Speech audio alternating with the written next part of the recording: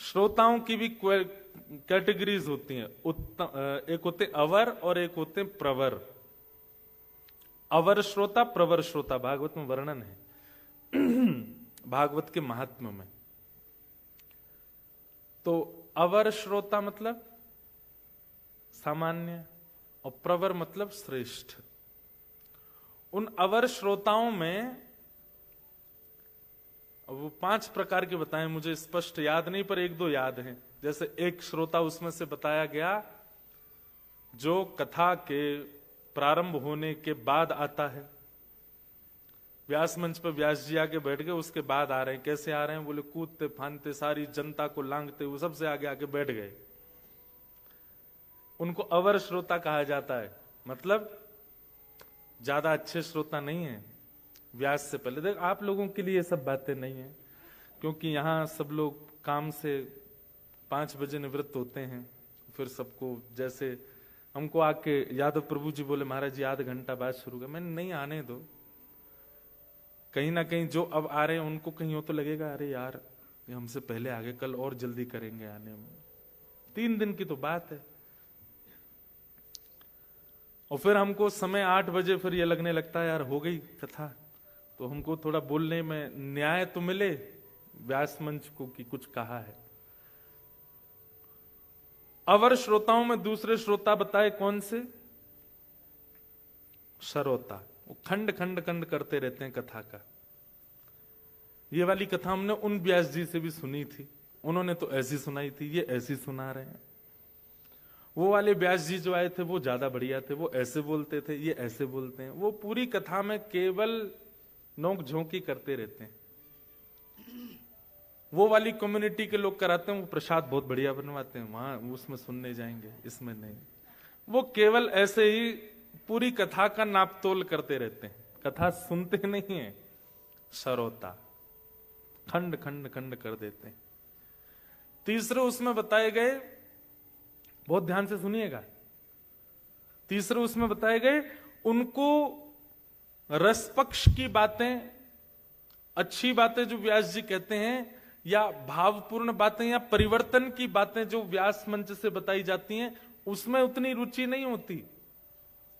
पर कहीं उसमें अगर संसार का कोई विवाद बताया जा रहा हो, या कोई जैसे महाभारत के युद्ध की बात करी जा रही हो, भीमसेन ने गदा उठा करके महाराज अपनी गदा को द्रुत गति से घुमाया, प्रचंड गदा को दुर्योधन की जंगा पर, तो उन लोगों के नेत्र खुल जाते हैं, वो ध्यान से सुनने लगते हैं।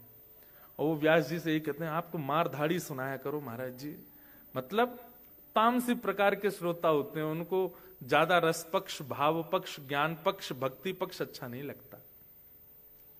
उनको केवल पुरातन बातें, और उसमें भी लड़ाई झगड़ा और थोड़ी तामसी, जिससे कुछ सीखा नहीं जा रहा है, केवल सुनकर के आनंद आ रहा है, ऐसी कथा सुनना। और फिर उन्हीं में एक और बताए, कौन से? बोले वो कथा में आके केवल इसलिए बैठते हैं कब पूरी हो, कब प्रसाद मिले। ये अवर श्रोता। और प्रवर श्रोता भी 5 प्रकार के बताए, श्रेष्ठ श्रोता। प्रवर कौन कौन से? चातक, हंस, सुक और मीन। 4 प्रकार बताए। चातक सबसे पहला। चातक पक्षी होता है एक, हमारे भारत में यहां पे होता होगा, भारत में हिमालय पर होता है चातक। जैसे गोवर्धनवासी सांवरे पद है ना, उसमें एक पंक्ति भी आती है, यह रट लागी लाडले जैसे चातक मोर। चातक, चातक जो होता है वो सुबह सुबह बोलना शुरू करता है, और अगर ध्यान से सुनो तो वो ऐसा बोलता है, प्यासा हूं, प्यासा हूं, प्यासा हूं। जब बोलता है तो ऐसे लगता है प्यासा हूं बोल रहा है। तो हमारे श्री डोंगरे जी महाराज कहते थे चातक पक्षी के विषय में कि जब वो प्यासा हूं चिल्लाता है तो सारे पशु पक्षी उसको कहते हैं, ए तू सुबह सुबह चिल्लाना शुरू करता है, नदियां हैं ना, पोखर तालाब है, क्यों नहीं पीता पानी, क्यों रोता रहता है प्यासा हूं? तो चातक कहता है इनसे मेरी प्यास नहीं बुझेगी तो कब प्यास बुझेगी? बोले काले काले मेघ जब आएंगे और गरज करके जब बरसेंगे, तो प्रथम वर्षा की बूंद जब गिर रही होगी उसको मैं अपनी चोंच में लूंगा, तब मेरी प्यास बुझेगी। मतलब उसके सामने प्यास बुझाने के बहुव्यंजन कर दिए जाएं, लेकिन उसकी प्यास केवल आकाश का स्वाति का जल ही बुझा सकता है। तो श्रोता का लक्षण कैसा? चाहे उसको प्रसन्न करने के, उसको एंटरटेन करने के, उसको आनंद देने के अनेक साधन उसके सामने रख दिए जाएं, लेकिन वो सब छोड़ करके कथा में ही जाए। बोले मेरी प्यास तो कथा बुझाएगी, मेरी जो हृदय की स्थिति है उसको आनंद कथा दे सकती है। ये प्रवर श्रोता।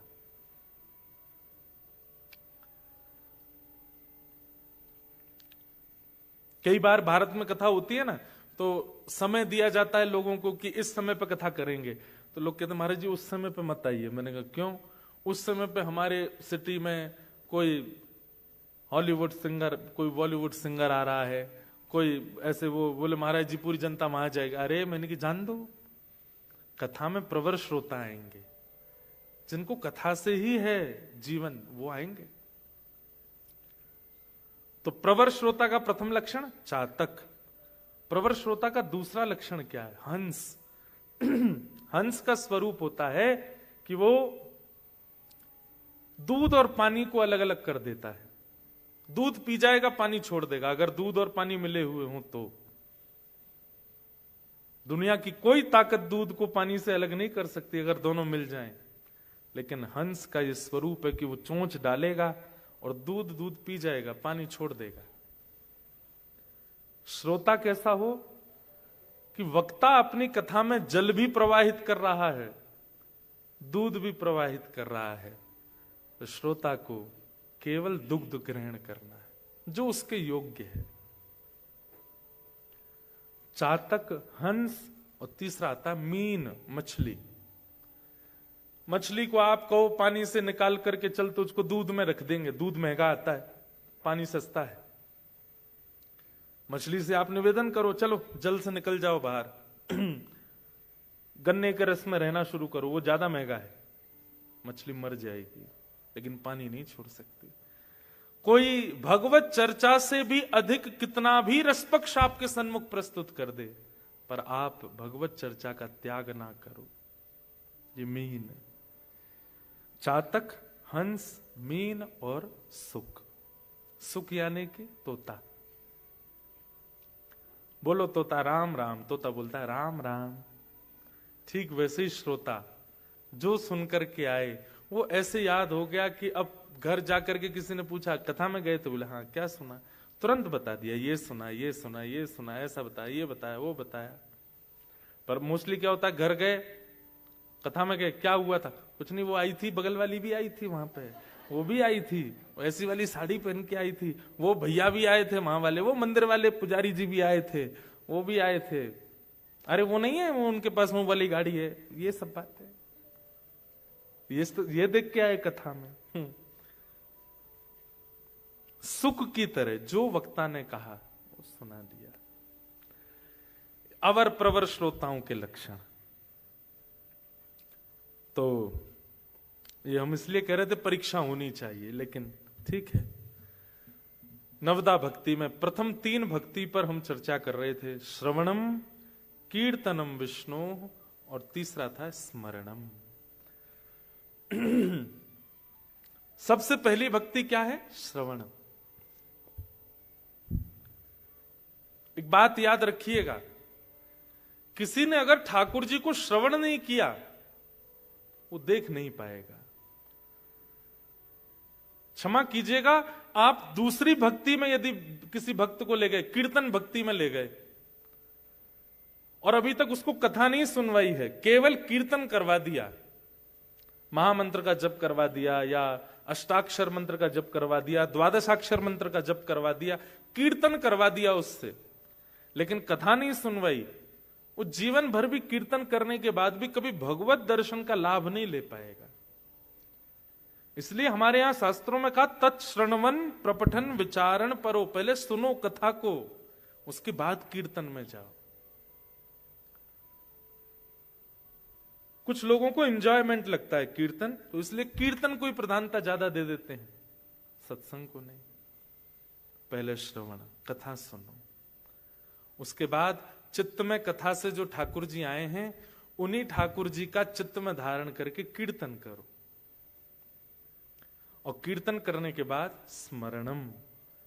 श्रवण और कीर्तन इन दोनों से जब अपने घर को जाओ तब स्मरण करो, कैसा था स्वरूप, कैसा था भाव, कैसी थी कथा, उन सब का स्मरण। स्मरणम, स्मरण बहुत आवश्यक है, याद।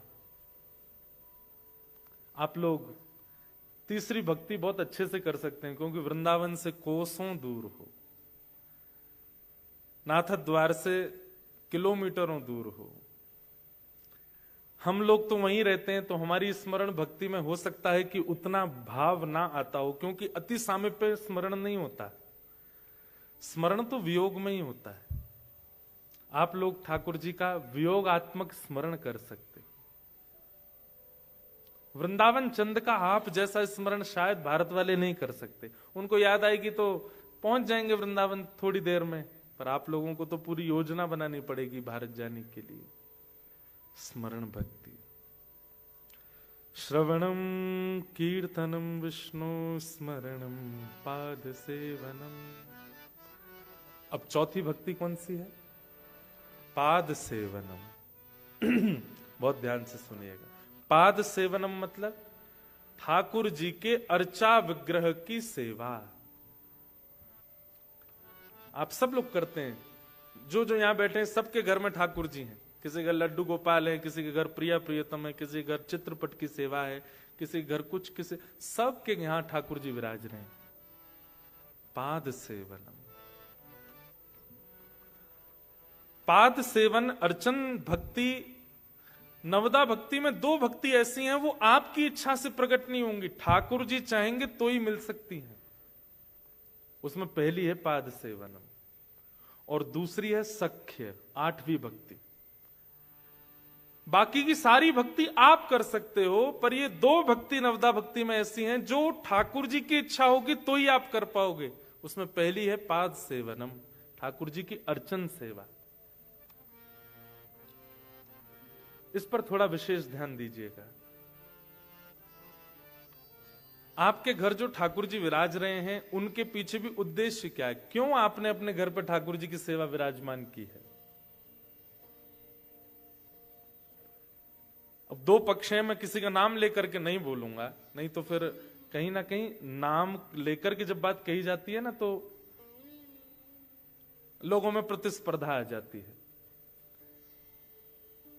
एक होता है कि हम किसी के घर गए और उसके घर जाके हमको क्या लगा कि घर में रहते तो ये हैं, इनके बच्चे हैं, ठाकुर जी यहां किराएदार जैसे हैं, ठाकुर जी कोने में हैं। कभी कभी किसी घर में लगता है ठाकुर जी अलमारी में बैठे होते हैं। कहां पे? हम तो बहुत घरों में जाते हैं ना, किसी किसी के घर में ठाकुर जी कबर्ड में होते हैं। वहां ऐसा लगता है कि ठाकुर जी किराएदार है, रखे हैं बस किसी कारण से। लेकिन कई घर ऐसे होते हैं जहां घर का स्वामी ही किराएदार लगता है। घर के जो मालिक हैं वो लगता है कि इनका घर नहीं, ठाकुर जी का घर है। जित देखो तो ठाकुर जी विराज रहे हैं, ठाकुर जी की लीला है। मानो बाकी के सदस्य तो उनसे आज्ञा लेकर के घर में रहते हैं। पाद सेवन भक्ति अगर आपको प्राप्त हुई है, मतलब ठाकुर जी आपके घर में सेवा करवाने के लिए आए हैं, अपना बहुत बड़ा सौभाग्य मानिएगा। ऐसी सेवा, ऐसी भक्ति, उसमें सबसे ज्यादा विशेष बात क्या है कि ठाकुर जी को जड़ मत मानिए।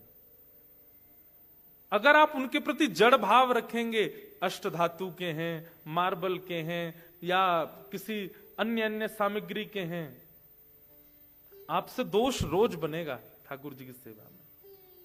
और फिर आप यही समझ लीजिए आप पाषाण को ही पूज रहे हैं, आप ठाकुर की सेवा नहीं कर रहे हैं।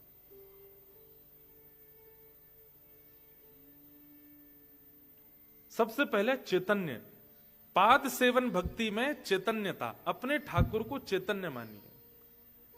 जिस दिन ठाकुर जी घर में विराजमान होते उसी दिन भूल जाइए कि ये किस धातु के थे या किस पाषाण के थे। नहीं, अगर कोई कह भी दे आपसे भूल करके भी, घर में कोई दर्शन करने आए, कहां से लिए ठाकुर जी, या कितने के लिए ठाकुर जी, या कौन से धातु के हैं ठाकुर जी, आप लोग रिवर्ट में उसको बोल सकते हो, तुम्हारा भी एक बेटा है ना या बेटी है ना, कहां से खरीद के लाए उसको, कितने का लिया, कौन से धातु का बना है, तो उसको बहुत अटपटा लगेगा। आप ऐसे कैसे बोल रहे हो, तो तुम कैसे बोल रहे हो ठाकुर जी को, तुमने मान भी कैसे लिया, जान भी कैसे लिया कि ये जड़ है, ये जड़ नहीं।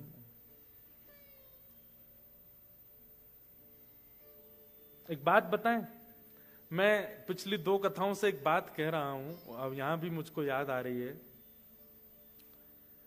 पता नहीं आपके केनिया नायरोबी में खेलते हैं कि नहीं बच्चे, पर हमारे भारत में एक गेम खेलते थे बचपन में हम लोग, स्टैचू। उसमें क्या होता है कि जिस व्यक्ति की चांस होती है ना, वो 10 तक काउंट करता है, 1 2 3 4 5 6 10 तक, और पीछे सारे बच्चे जो हैं वो अलग अलग आकृति बनाते हैं।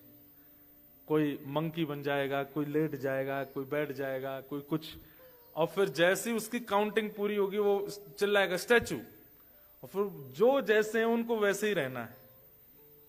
अब उस व्यक्ति के लिए चैलेंज क्या है, एक एक के पास जाओ, बिना टच किए उसको हंसा के दिखाओ, या फिर उसको हिला के दिखाओ, या फिर उसके हाथ पैर कैसे भी सीधे करके दिखाओ। ठीक वैसे ही ठाकुर जी भी हम सब के साथ ये गेम खेल रहे हैं, स्टैचू। खड़े हो गए, कहीं पर ऐसे, कहीं पर ऐसे, कहीं पर ऐसे, ये सारे स्टैचू बन करके ठाकुर जी बैठे हैं और हमें चैलेंज दे रहे हैं, अगर आप में सामर्थ्य हो तो मुझे हंसा के दिखाओ, मेरे हाथ सीधे करके दिखाओ, या मुझे चलवा के दिखाओ।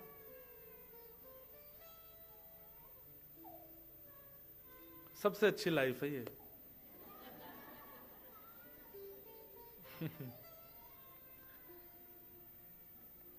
रोना हमको भी आता है कई बार, हम आप सबको, पर हम व्यवस्था के लिए रोना छुपा लेते हैं। बच्चे कितने अच्छे होते हैं, इमोशंस जो आया वो तुरंत प्रकट है। हम लोग इमोशन दबाना जानते हैं, वो नहीं जानते।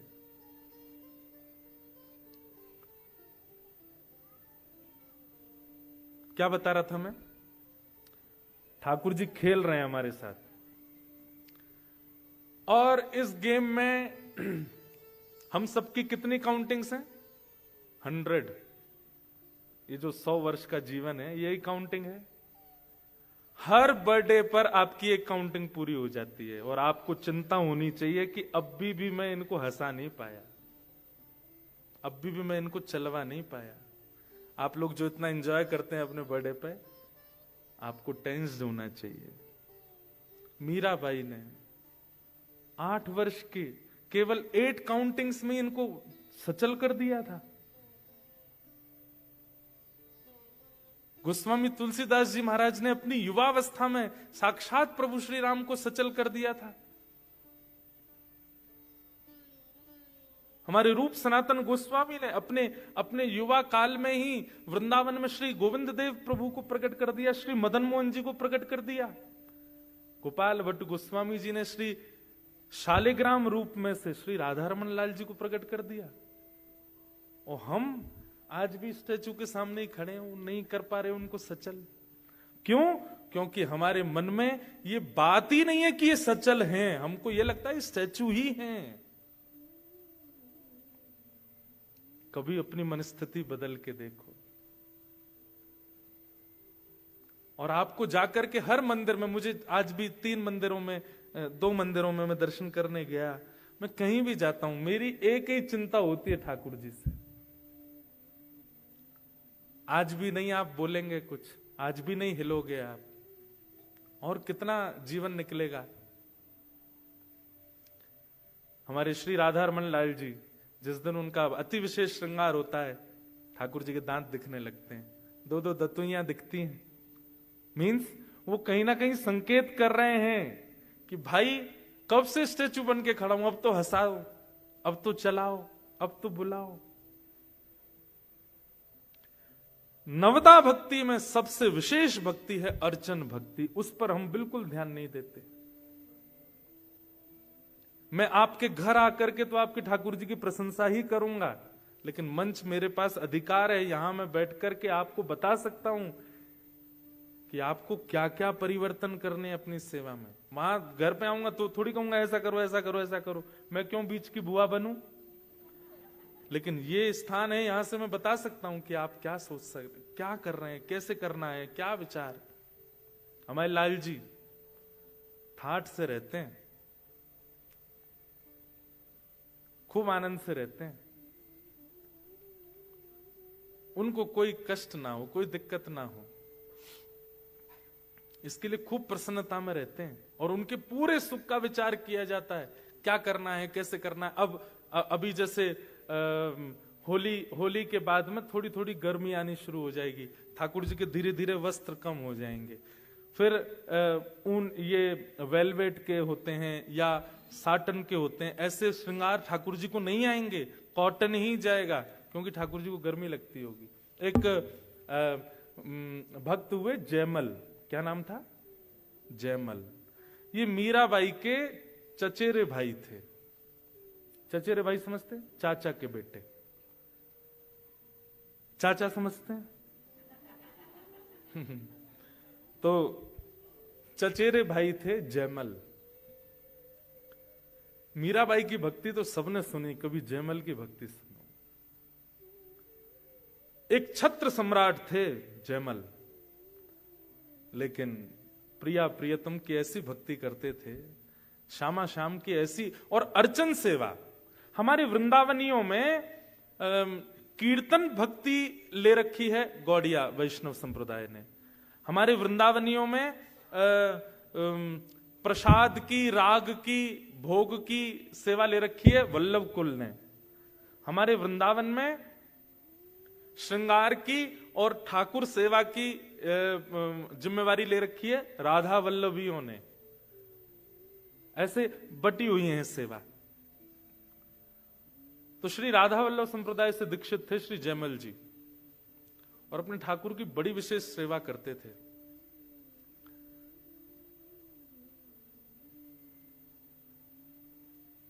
एक दिन वे अपने कक्ष में सो रहे थे और उनको अचानक गर्मी लगने लगी। पहले फैन तो होते नहीं थे, एसी तो थे नहीं, वो कोई द्वारपाल बाहर बैठा बैठा पंखा चलता था ऊपर, वो रस्सी से पंखा चलते रहते थे, ऐसा ही व्यवस्थाएं होती थी। लेकिन जयमल जी को बहुत गर्मी का अनुभव हुआ। तो अब देखिए, ये है अर्चक की स्थिति। उसको जो अपने लिए फील होता है वो अपने लिए नहीं करता तैयारियां, वो ठाकुर जी के लिए करने लगता है। जैसे ही उसको पंखा चल रहा था और रात में सोते सोते जयमल जी को थोड़ी गर्मी सी लगने लगी, तो मन में विचार करने लगे, जब मुझे इतनी गर्मी का अनुभव हो रहा है, मेरे ठाकुर जी को कितना हो रहा होगा।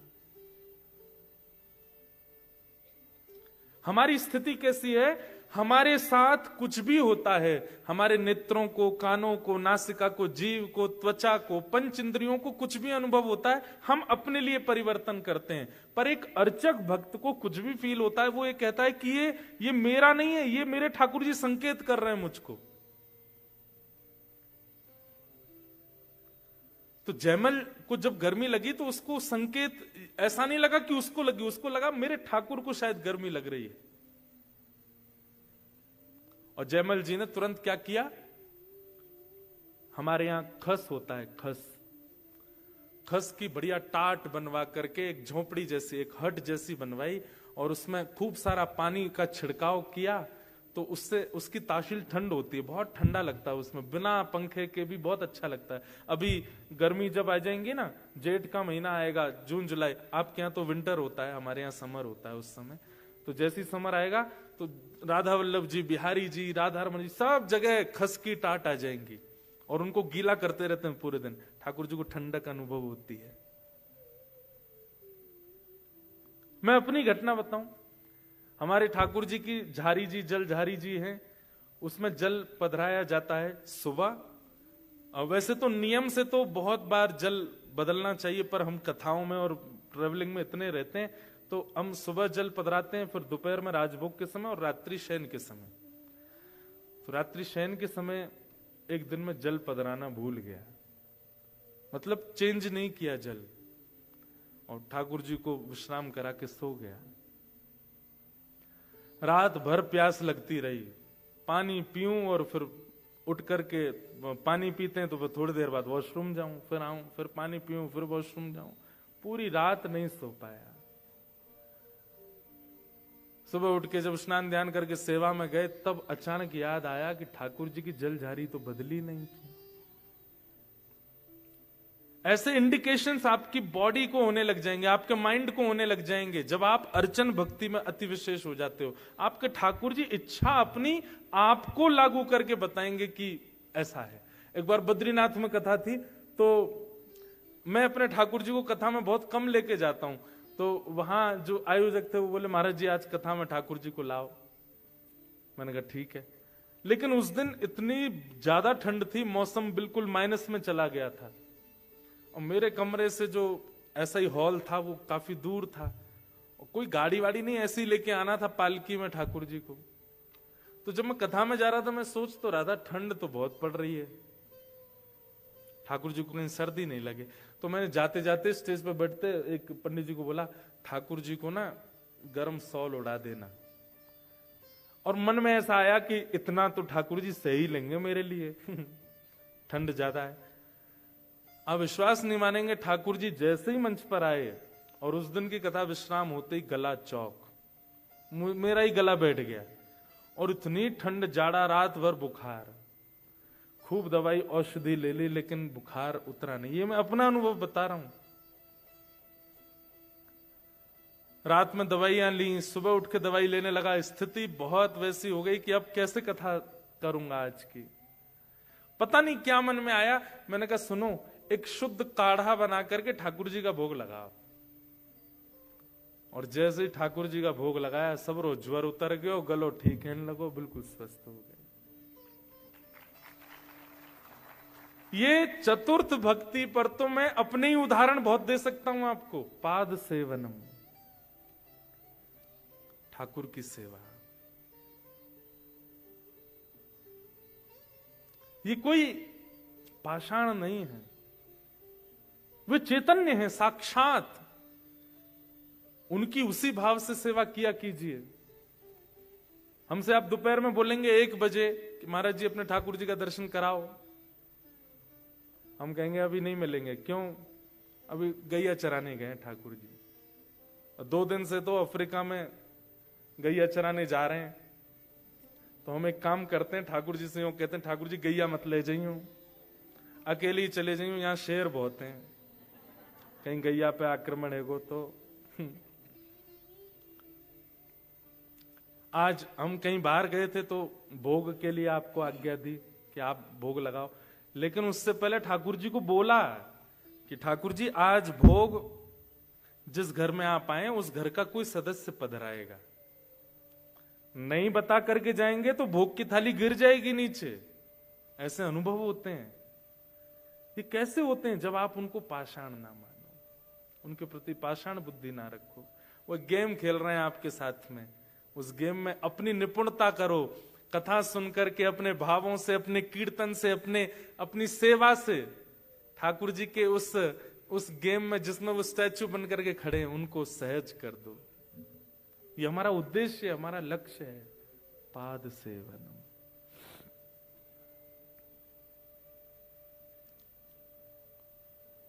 तो जयमल जी का नित्य नियम था कि वो ठाकुर जी के आगे 3 घंटा बैठ करके सेवा करते थे, और सेवा करने के बाद में खूब भाव से ठाकुर जी को भजन कीर्तन और जो भी उनको अच्छा लगता था सुनाते थे।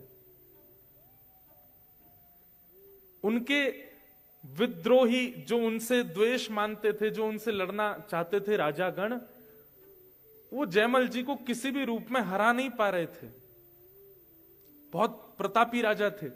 तभी किसी ने जाके बताया, बोले जयमल जी को हराने का एक ही उपाय है। बोले क्या? ये सुबह इतने बजे से इतने बजे के बीच में अपने ठाकुर की सेवा में होते हैं और उस समय ये कुछ नहीं करते। सख्त आदेश है पूरे राजभवन को कि इतनी देर, जितनी देर मैं सेवा में रहता हूं, मुझे कोई भी आकर के कुछ कहेगा नहीं। केवल राजमाता का अधिकार है मंदिर में आकर के वो मुझे कुछ संकेत कर सकती हैं, बाकी किसी का भी प्रवेश नहीं। अपनी पत्नी को भी नहीं आने देते थे। तो उनके जो शत्रु राजा थे उनको पता चल गया कि जयमल इतने से इतने बजे तक पूजा करते हैं। उन लोगों ने उसी समय आक्रमण किया उनके राज्य पर। राज्य पर आक्रमण हुआ, चारों तरफ से सेनाओं ने घेर लिया। मंत्री, महामंत्री, सेनापति दौड़े दौड़े, सब बोले क्या करें क्या करें। बोले ये तो वो काल है जिसमें राजा पूजा में बैठते हैं और अभी तो काल शुरू हुआ है, अगले 3-4 घंटे तक वो सेवा में रहेंगे। अब क्या करें? इतनी देर, जितनी देर वो सेवा में रहेंगे उतनी देर में तो ये पूरा राज्य लुट जाएगा। दौड़े दौड़े मंत्री गए राजमाता के पास। मां, आप ही जयमल जी को कहो कुछ करें, वो सेवा में बैठे हैं ठाकुर जी की में। राजमाता को अधिकार था लेकिन इतना भी नहीं था कि कुछ बहुत बड़ा निर्णय लेने के लिए वो मंदिर में जाकर के उनसे कहें कि कुछ करो। बड़े संकोच में धीमे धीमे चरण रखते हुए राजमाता मंदिर में गई। जयमल जी अपने ठाकुर जी को गोद में लेकर के सेवा कर रहे थे। अच्छा, एक और बात, यह भी एक स्वरूप है कि अगर आपके ठाकुर जी सेवा के बड़े हैं, थोड़े उनका भार ज्यादा है, तो खड़े खड़े उनकी सेवा हो। लेकिन अगर ठाकुर जी छोटे हैं, स्वरूप इतना ज्यादा भारी नहीं है ठाकुर जी का, तो एक सुंदर वस्त्र अपनी गोद में रख के वहीं लेटा के ही सेवा किया करो ठाकुर जी की। आपकी गोद में ही आए वो, वहीं सेवा पाए।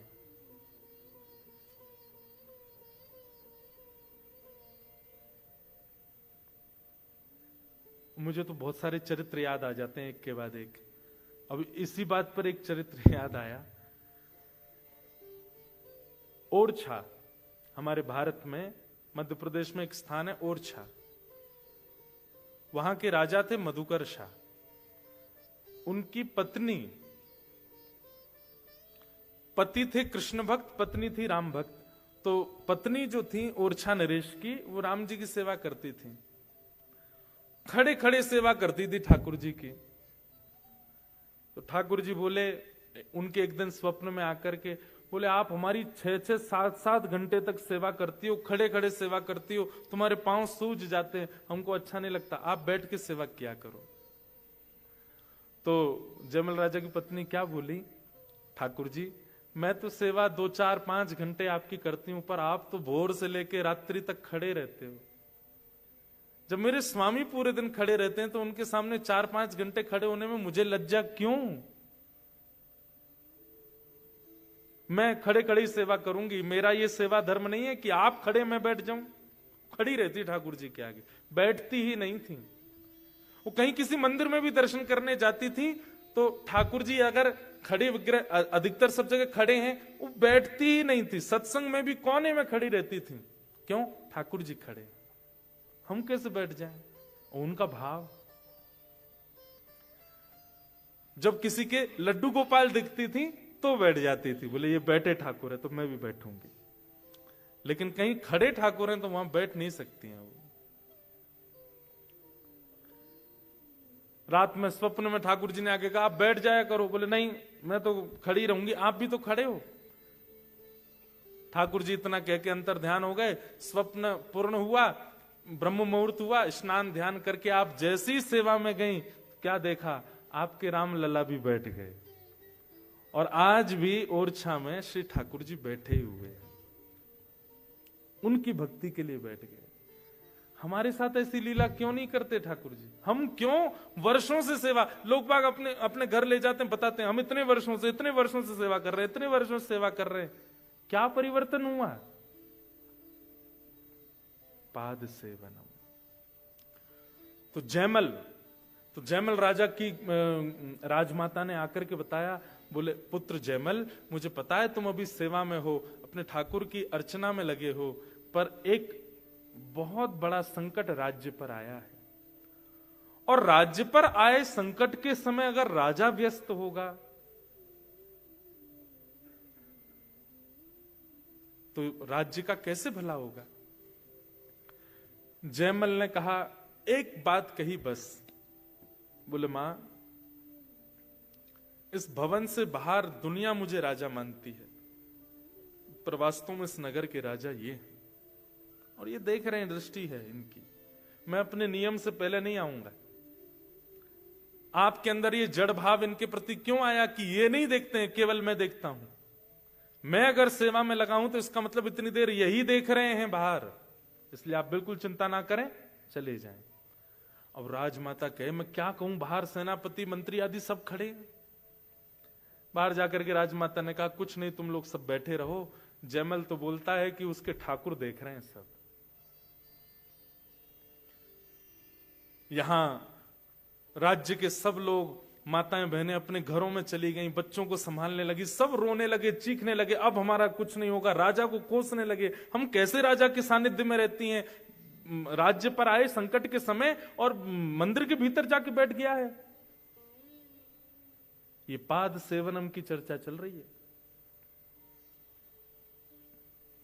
ठाकुर जी ने मन में विचार किया, इसका इतना विश्वास है मेरे प्रति और मेरी सेवा इसका सर्वधन है, उसके आगे अगर राज्य भी लुट रहा हो तो इसको कोई दिक्कत नहीं है।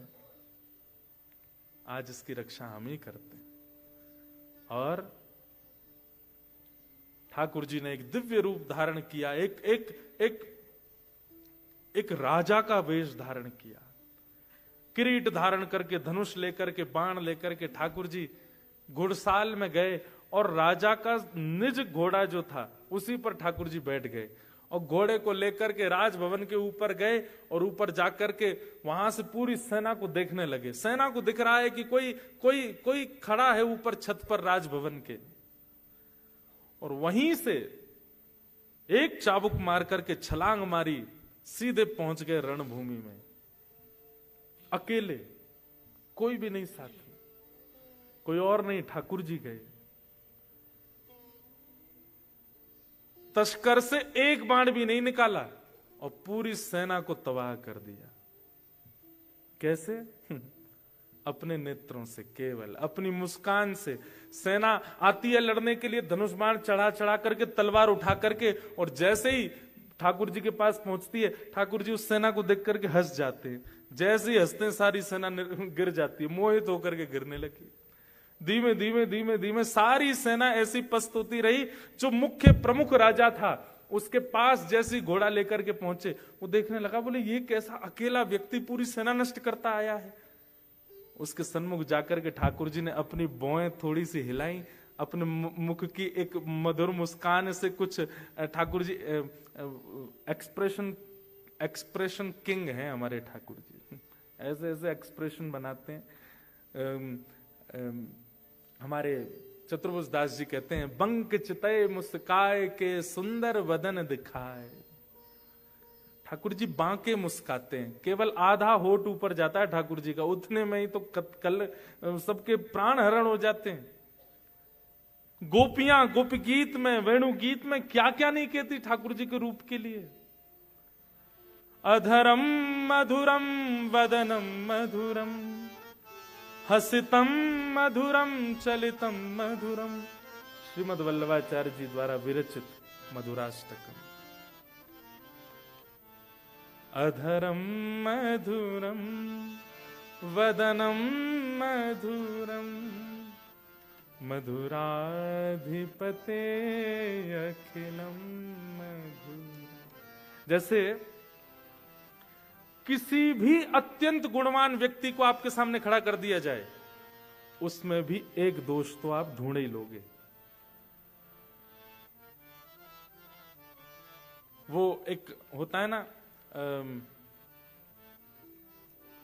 रूप के कॉम्पिटिशन्स होते हैं कई सारे, स्वरूप के, उसमें बहनें भी भाग लेती हैं, भाई लोग भी लेते हैं।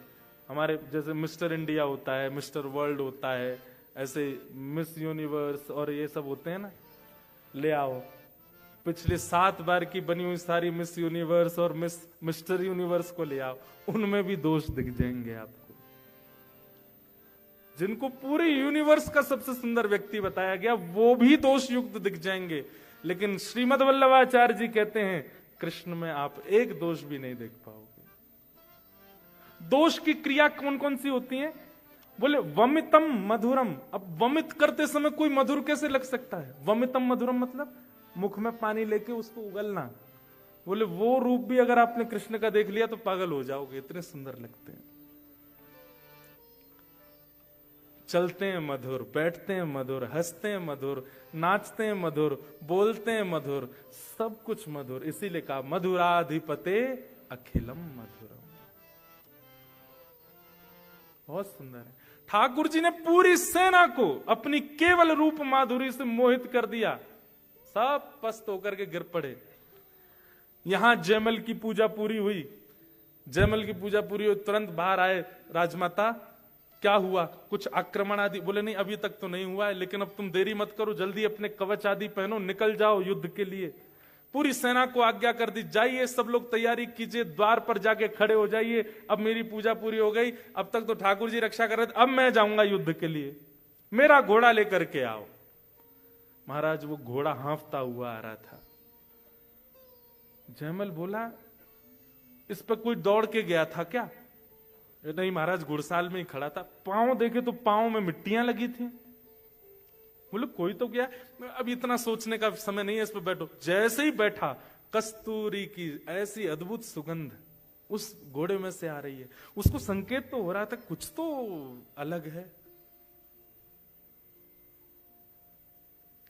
जैसे ही उसने चाबुक खींची, द्वार खुला राज्य का। बाहर जाकर के देखा सारी सेना सो रही है।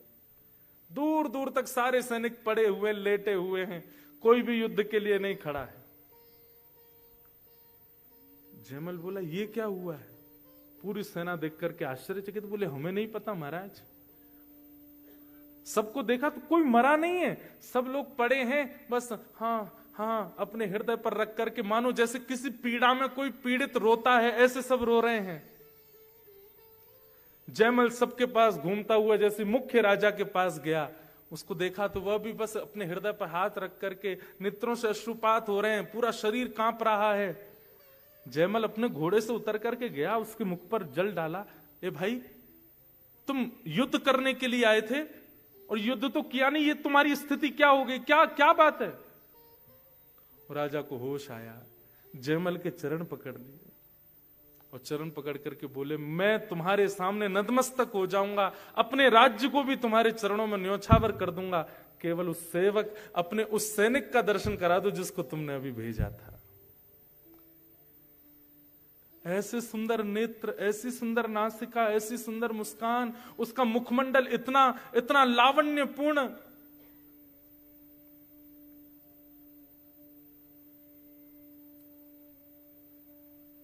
थोड़ी देर में जयमल राजा देखता है कि पूरी सेना रो रही है और राजा के आगे हाथ जोड़ करके भीख मांग रही है कि एक बार उस सैनिक का दर्शन करा दो जिसको तुमने भेजा था।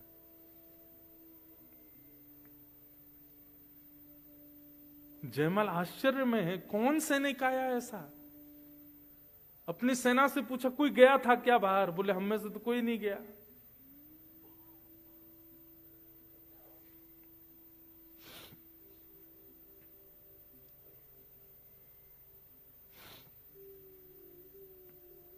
पूछने लगा कुछ तो बताओ, भेष कैसा था, श्रृंगार कैसा था, आकृति कैसी थी?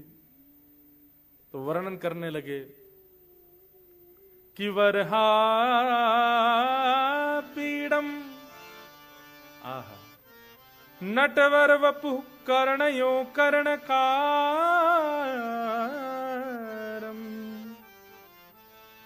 बोले सैनिक तो धनुष बाण लेकर के चलते हैं, पर उसके धनुष बाण तो तस्कर में ही रखे थे, धनुष लटका ही हुआ था। दूर से ही घोड़े पर बैठ करके आया, नेत्र चलाता हुआ, मधुर मुस्कान करता हुआ, सांवरा सलोना स्वरूप। और उसने जो मुकुट पहना था उस पर भी मोर पिछ लगा हुआ था, अद्भुत पीतांबरी थी। और सुनो, घोड़ा यही था जिस पर तुम बैठ के आए हो।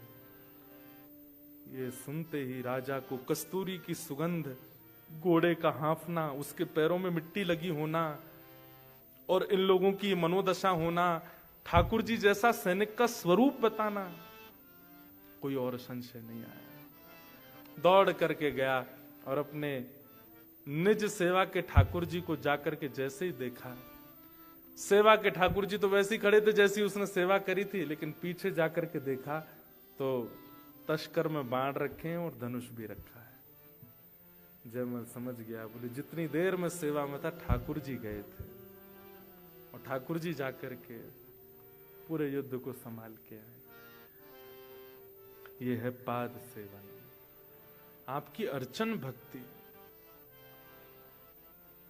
हम लोगों का कितना बड़ा सौभाग्य है कि ठाकुर वृंदावन से चल के, नाथद्वारा से चल के, जयपुर से चल के, जहां भी ठाकुर की विग्रह निर्माण होते हैं, हम सबके साथ चल के नायरोबी आ गए, अफ्रीका में आ गए, केनिया में आकर के हमारे घरों में बैठे हैं, और तब भी हम उनसे सचल का दर्शन नहीं कर पा रहे उनमें। ये कितना बड़ा दुर्भाग्य है हमारा। हमको फिर भी ठाकुर जी अभी भी पाषाणी बने हुए हैं। ये चौथी भक्ति है पाद सेवन, और पाद सेवन करने वाले व्यक्ति का एक ही उद्देश्य होना चाहिए कि मेरे ठाकुर जैसे मेरे पास आए हैं इससे विपरीत अवस्था में आ जाएं, मेरी भक्ति से, मेरे भजन से, मेरी सेवा से। एक बार मैं अपने ठाकुर जी के साथ ऑस्ट्रेलिया कनाडा कहीं जा रहा था, तो हमारे लाल जी और मैं, और कोई नहीं था साथ में। तो रात्रि का समय, तो ठाकुर जी गोद में थे, तो मैंने ऐसे खोल के देखा, थोड़ी देर बातचीत जैसी चल रही थी। ठाकुर जी आप बड़ी कृपा करते हुए इतने वैष्णवों को कथा सुनवाते रहते हो हमसे। अचानक बात करते करते मन में भाव आया, मैंने ठाकुर जी अब जब से आप आए हो यूं ही खड़े हो, मैंने आज एक काम करो, कोई देख नहीं रहा है यहां पे, दूर दूर तक कोई नहीं, मैं और आप हैं बस, एक बार नेक हाथ नीचे करके दिखा दो। और फिर एक बालक की भांति मैं अपनी निज बात बता रहा हूं, मैंने कि मैं 10 तक गिनती करना हूं, नीचे कर लेना हाथ, और फिर एक क्षण के लिए नीचे करके फिर ऊपर कर लेना, 1 2 3 4 10 तक गिनती करके, जैसे देखे ठाकुर जी अब भी यूं ही खड़े हैं। मैंने कहा अच्छा एक काम करते हैं, आपको मैं बैठा के ना मैं एक राउंड मार के आता हूं पीछे तक, जब तक लौट के आऊं तब तक थोड़े सहज कुछ तो करके दिखाओ, या तो एक पैर आगे कर दो, या थोड़ी एक आंख ऐसे बंद कर लो, या थोड़े मुस्का जाओ, दांत दिखा दो, कुछ तो कर दो, एक चीज कर दो। 4-5 प्रयास किए, ठाकुर जी ने कुछ नहीं किया। तो फिर मैं बड़ा उदास सा हो गया अपने लाल जी को लेके, मैंने कि कुछ नहीं किया आपने आज, इतनी मतलब आप गला फाड़ फाड़ की सेवा करते हैं, कथा सुनाते हैं, सब करते हैं, फिर भी कुछ नहीं किया आपने। और फिर उसके बाद ना अचानक नेत्रबंद झपकी सी लगी, ठाकुर जी गोद में थे, और उस समय ऐसे एक अंतरंग भाव जैसा आया, एक क्षण के लिए ठाकुर जी मानो ऐसे बोले हूं, मैं हाथ तो नीचे कर दूंगा लेकिन तू कल कथा में सबन को बताए देगो। फिर तो मेरे ठाकुर जी ने हाथ नीचे किए, सब जगह जाए के हल्ला मचाए देगो, या हमारे ना करूंगा। और वो बात बिल्कुल ऐसा लगा मानो ठाकुर जी बोल के गए हो कि मैं करवे को तो तैयार हूं, पर तू गा। और ये बात है, अगर हमारे लाल जी ने कुछ लीला करी तो मैं तो सुना ही दूंगा कथा में।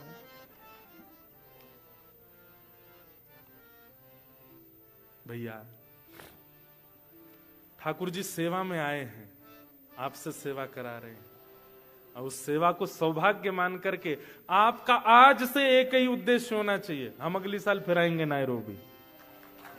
सुनो तो, बात तो सुन लो पहले, अभी डेट फाइनल नहीं हुई लेकिन आएंगे। अगली साल तक कुछ तो अंतर हो, कुछ तो अद्भुतता आपकी सेवा में आपको मिले।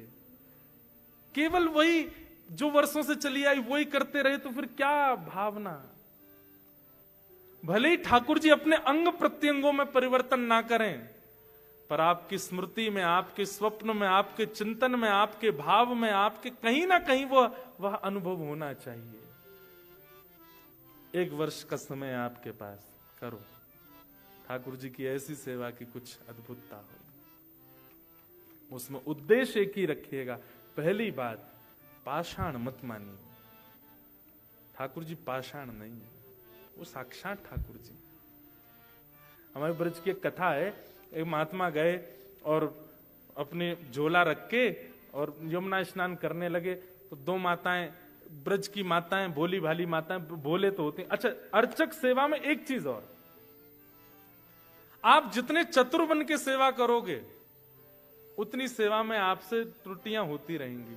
सेवा तो आप बड़े सौम्य होकर के, भोले होकर के, जैसे सेवा में एक नियम होता है कि हाथों में इत्र लगाओ, इत्र के बाद स्पर्श करो, हाथ धोकर के स्पर्श करो, अच्छे वस्त्र में स्पर्श, ये तो बाह्य रूप है, लेकिन हृदय भी बहुत कोमल बनाओ। ठाकुर जी को कहीं श्रम ना हो जाए आपके स्पर्श से, उसके लिए बहुत भोले हो जाओ, बहुत सीधे, प्रसन्नता में ठाकुर जी के आगे जाओ, बिल्कुल भी उदासी आपके मुखमंडल पर नहीं होनी चाहिए। बहुत सेवा के बड़े नियम हैं, लेकिन ये मैं बताऊं वही पालन नहीं करने हैं। आप केवल ठाकुर जी को चैतन्य मान लीजिए, अपने आप आपके पास भाव आते जाएंगे और आप करते जाओगे। तो दोनों माताएं जा रही थी जल भर के, तो एक ने दूसरी से कही, अरे तो पता है देख महात्मा जमुना जी स्नान कर रो, जाको झोला यहीं रखो कोने पे। ब्रजभाषा समझ रहे हैं? समझ रहे हैं? जो समझ रहे हैं वो न समझने वालों को बता देना। हाँ भैया, ब्रजभाषा बहुत प्यारी भाषा, हम तो हमारे लाल जी की भाषा यही में बोलेंगे।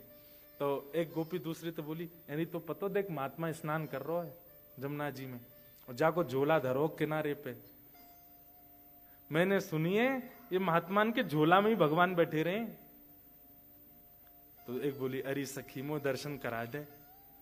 चल तो कराऊं दर्शन। महात्माओं को झोला में जैसे सब होता है, जैसे झोला खोल करके निकाली, करताल निकल आई, माला निकल आई, कुछ ग्रंथ निकल आए, कुछ भेंट दक्षिणा निकल आई।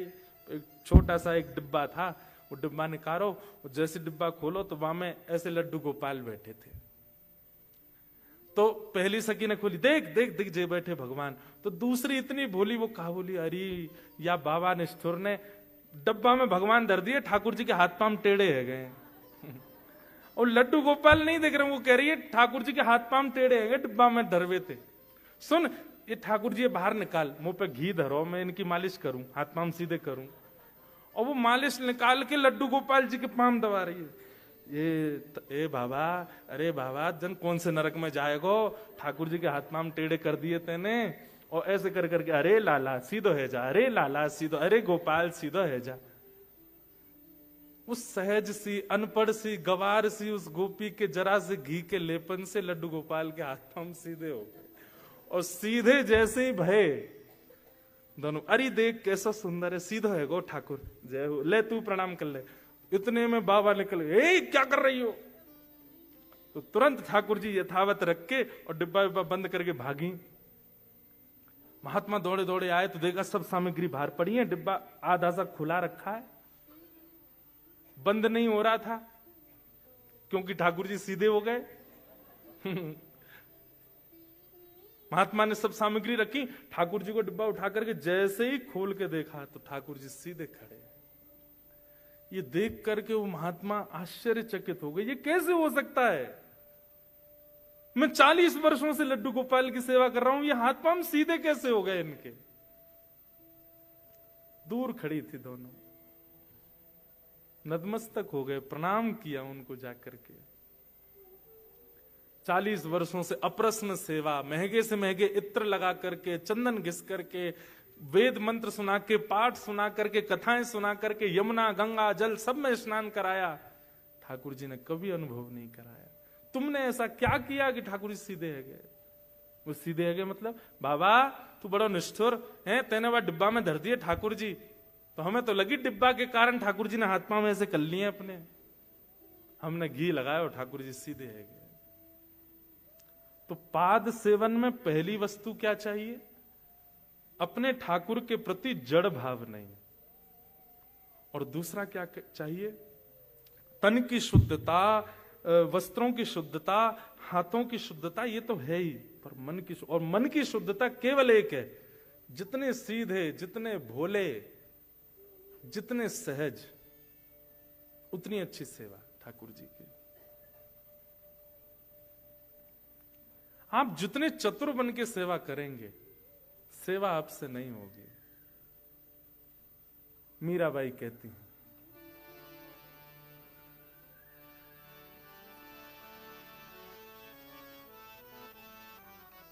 वाह। हे मायरी मायरी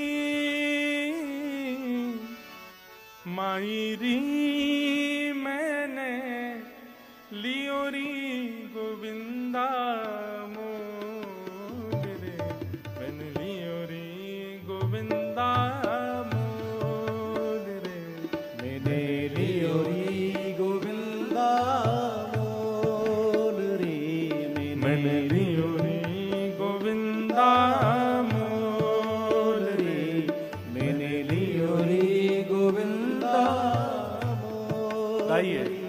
मायरी मायरी ओ मायरी मायरी मायरी मायरी मायरी मायरी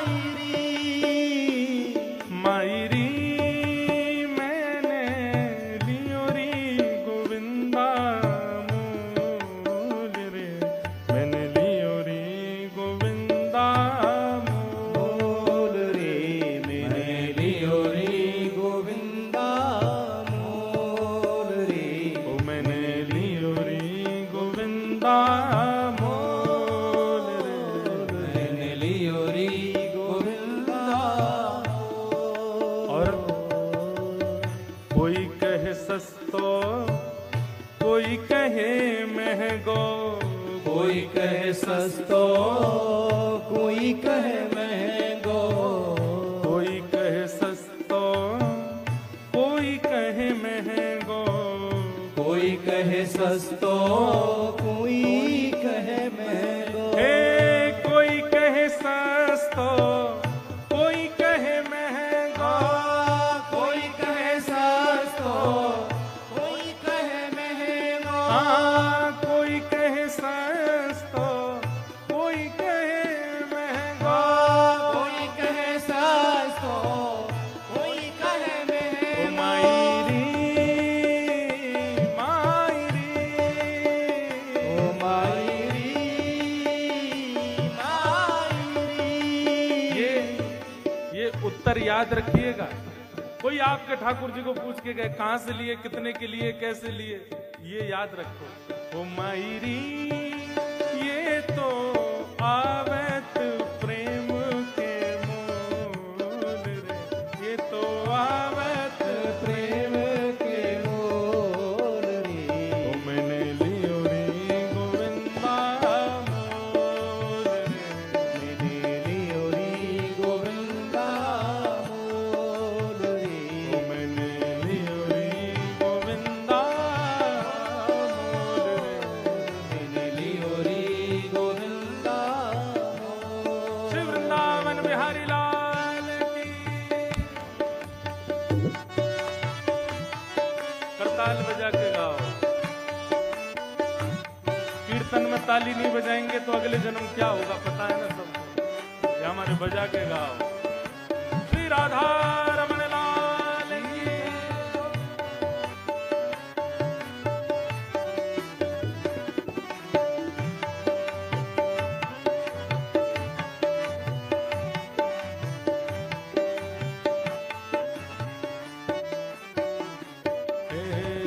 कोई कहे छानी, कोई कहे चोरी, कोई कहे छानी, कोई कहे चोरी।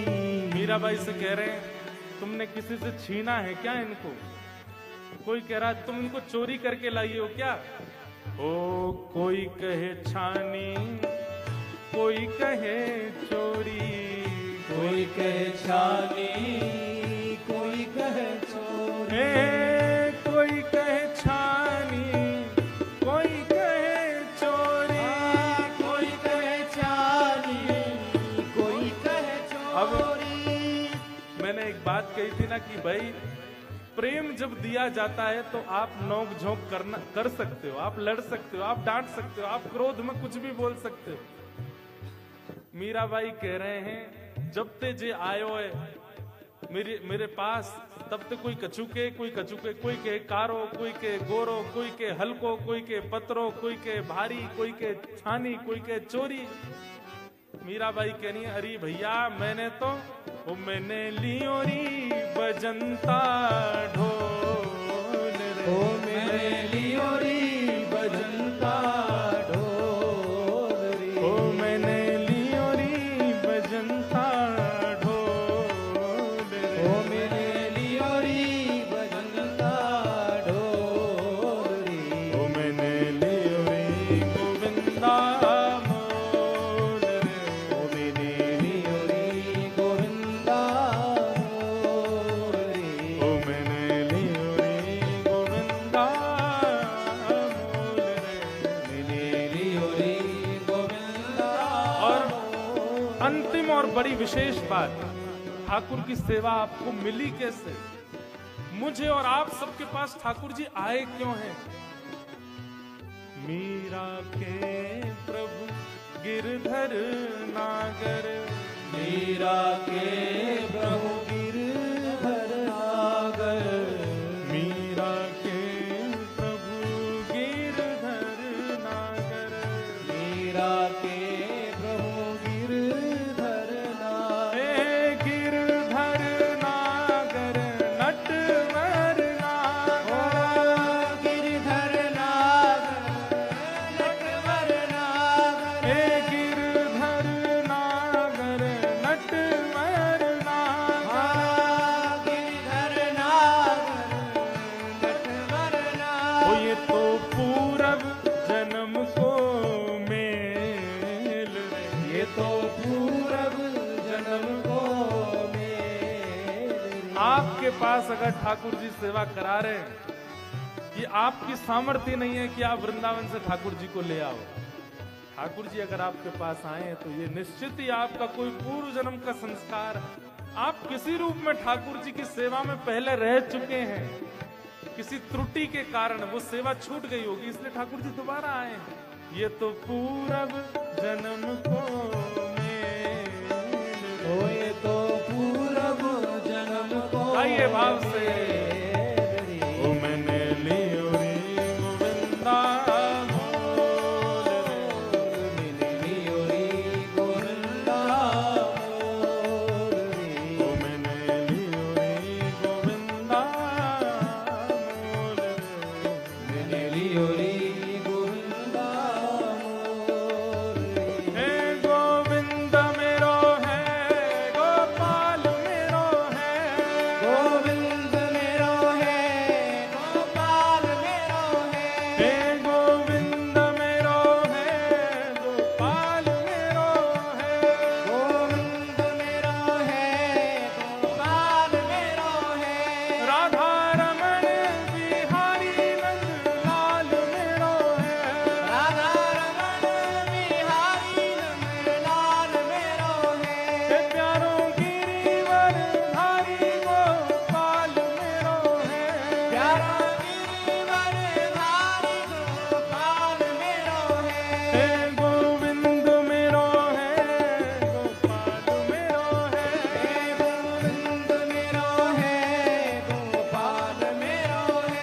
हे गोविंद मेरो है, गोपाल मेरो है, गोविंद मेरो है, गोपाल मेरो है। हे गोविंद मेरो है, गोपाल मेरो है।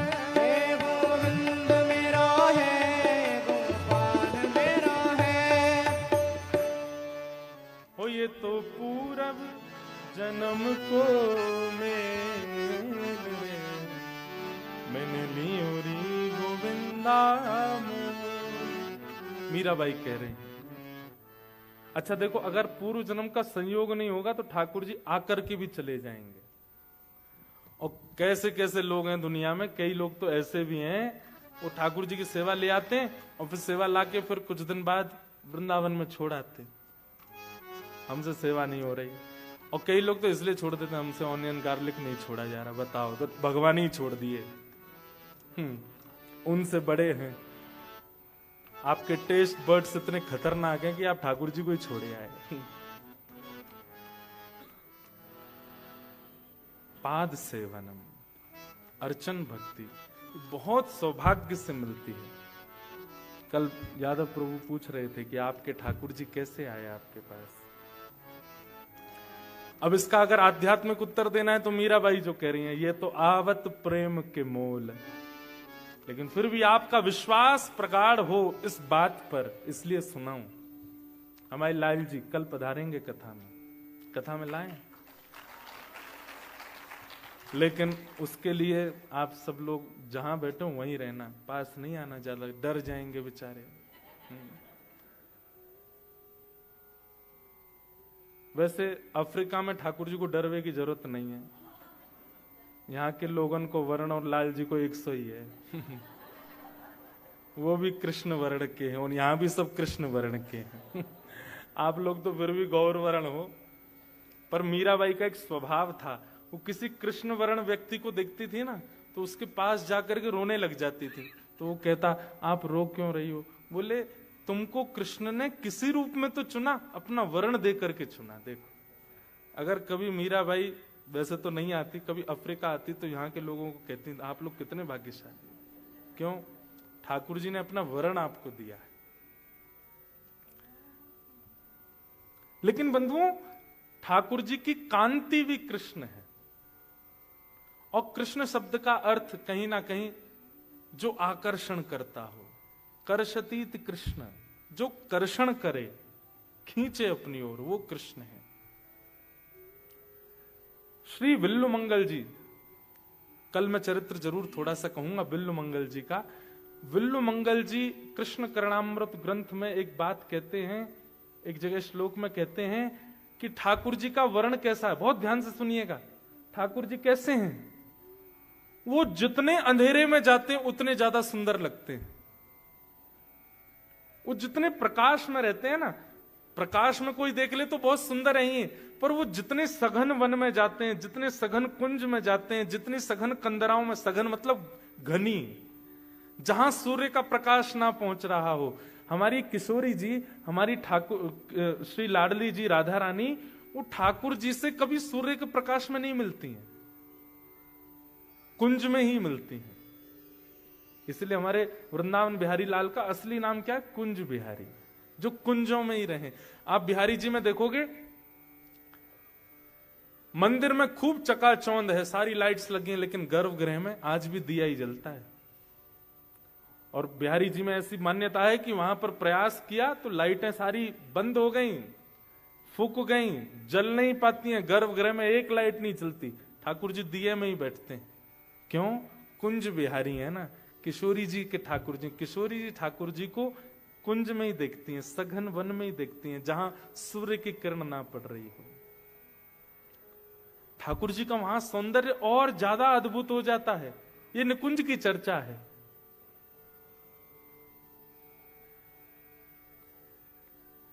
कुंज बिहारी। तो हमारे ठाकुर जी कैसे हैं? जितने सघन में जाएं उतने ज्यादा प्रिय लगते हैं, प्यारे लगते हैं।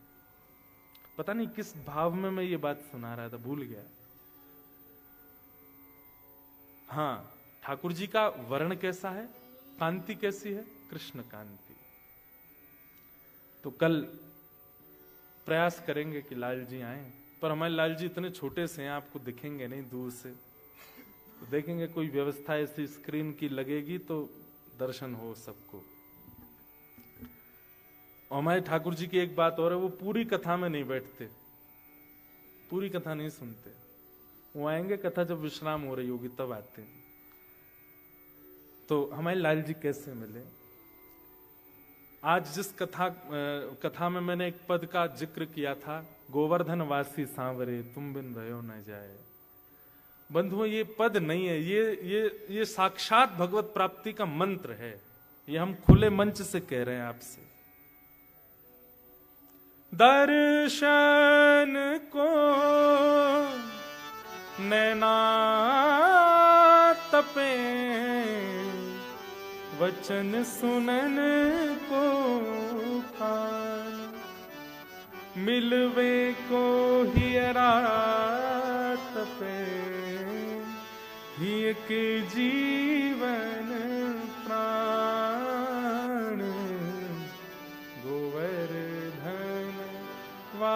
वासी सांवरे गोवर्धन वासी। ये हमारे पूज्य नाना जी पंडित श्री कृष्णलाल शास्त्री, उन्होंने ये पद मुझको पहली बार सुनाया और मुझसे कही लाला तो पे इतना बढ़िया गौरव है वैष्णवन के काजे या पद को रिकॉर्डिंग करवा। हमने गा दिया, गा करके पुष्टि मार्गीय वैष्णव, तो ऐसा कोई पुष्टि मार्गीय वैष्णव होगा ही नहीं जिनके घर में ये पद नहीं चलता, सब सुनते हैं। और सब हमारे वृंदावन के रसिक भी खूब इस पद को सुनते हैं, गाते हैं। तो मैंने कही नाना जी आप पद में ऐसो कहा विशेषता, आपने इतने लाखों पदों में यही पद मुंह को क्यों दियो? बोले क्योंकि या पद को ठाकुर जी ने वरदान दियो है कि जो भी या पद को नित्य गावेगो एक दिन मेरी प्राप्ति करेगो। तो नाना जी की मैंने की ऐसे तो बहुत स्तुतियों को, बहुत कथाओं को ऐसा वरदान मिला हुआ है, पर नाना जी की वो बात सार्थक हुई 2019 में, नाना जी के भगवत धाम गमन के बाद। तो हमारे यहां ऐसा नियम है कि वल्लभ कुल में जब किसी का ब्याह होता है ना, तो वो लोग प्रथम दर्शन श्रीनाथ जी का करने जाते हैं। तो हमारी सबसे छोटी बहन, मुझसे 3 बड़ी बहनें, तो उनमें सबसे छोटी वाली का ब्याह वल्लभ कुल में हुआ है। तो उनका नियम है कि वो नाथ द्वार जाते हैं दर्शन करने के लिए श्रीनाथ जी। आज से 500 वर्ष पहले अजब कुमारी नाम की एक भक्त थी, उसके लिए ठाकुर जी गिरिराज जी से नाथ द्वारा राजस्थान आ गए और वहीं आकर के विराजमान हो गए। तो नाथ द्वारा दर्शन का उनका प्रस्ताव, मुझे भी फोन आया, बोले कि हम सब जा रहे हैं आप भी चलो। पहली बार दर्शन करने गया था नाथ द्वार, मतलब हमारे गिरिराज जी के मुख्य स्वरूप श्रीनाथ जी जहां विराजते हैं उदयपुर के पास राजस्थान में। वो भी कथा सुनाऊंगा कि वो वहां कैसे आए, क्यों आए। तो पहली बार दर्शन करने के लिए गए, तो मन में एक भावना थी कि नाना जी ने वो पद गवाया था गोवर्धनवासी सांवरे, वो गोवर्धनवासी सांवरे यही हैं, उनका दर्शन करने जा रहे हैं। तो जैसे ही मंदिर में गए, मंदिर में ठाकुर जी को देखा, उर्द बाहु, दूसरी भुजा कमर पर, नीचे नजर, ठाकुर जी ऐसे मंद मंद मुस्काए खड़े हैं। तो एक जैसे गांव का व्यक्ति शहर चला जाए तो गांव के दूसरे लोग जाकर के उसको ऐसे देखते हैं कि अरे हमारे संग वापस चलना। तो एक वैसी भावना प्रकट हुई। मैंने कि जय जय, यहां राजस्थान में आप विराज रहे हो, वापस चलो ना ब्रजमंडल, वहीं विराजो ना गिरिराज जी पर। और श्री चतुर्भुज दास जी कहते हैं युग युग अविचल राखिए यह सुख शैल निवास, श्री गोवर्धन रूप पे बलि जाए चतुर्भुज दास। युग युग अविचल राखिए, हे नाथ आप गिरिराज जी को कभी मत छोड़ना। इसलिए आज भी श्रीनाथ जी के चारों तरफ गिर कंदरा है, इन्हीं के साथ ही रहना। तो जैसे ही प्रथम दर्शन हुआ तो नेत्र सजल, मैंने की जय जय, राधा रमन जी ब्रज में, बिहारी जी ब्रज में, राधा वल्लभ जी ब्रज में, दामोदर जी ब्रज में, सब ब्रज में विराज रहे, आप काई को राजस्थान आ गए। और चलो पहले आ भी गए होंगे, अब वापस चल दो हमारे संग। बस वो भाव था। तो जैसे मंदिर से निकल के बाहर आए तो एक दुकान पर कथा चल रही थी, मेरी ही। मैंने कही मेरी कथा कौन सुनो भैया, उस समय हमको इतना लोग जानते भी नहीं थे। तो मैं सुनते सुनते पहुंच गया, मैं कौन सुन रहा है कथा। तो एक मूर्तिकार जो ठाकुर जी का विग्रह बनाते थे, उनकी दुकान पे वो कथा चल रही थी। मैं जाके खड़ा हुआ, उन्होंने जैसे ही देखा, एक बार देख करके फिर दोबारा देखा, बोले ये आपकी कथा चल रही है ना? मैंने कहा जी कथा तो हमारी चल रही है। अरे अरे आइए आइए, बैठिए बैठिए, खूब खूब। और वो बिल्कुल जैसे एक्साइटमेंट में व्यक्ति पैर कहीं धरता है, जाता कहीं, बोलता कुछ, होता कुछ, ऐसी स्थिति हो गई उनकी। वो पहली बार था मेरे लिए कि मुझे देख के कोई इतना भावुक। उसके बाद बोले आपकी एक वस्तु मेरे पास है। क्या? दौड़ करके भीतर गए और एक लाल कपड़ा में लपेट करके हमारे लाल जी लेके आए और ला करके मेरी गोद में पकड़, बोले ये हैं आपके। और जैसे ही मैंने खोल करके देखा,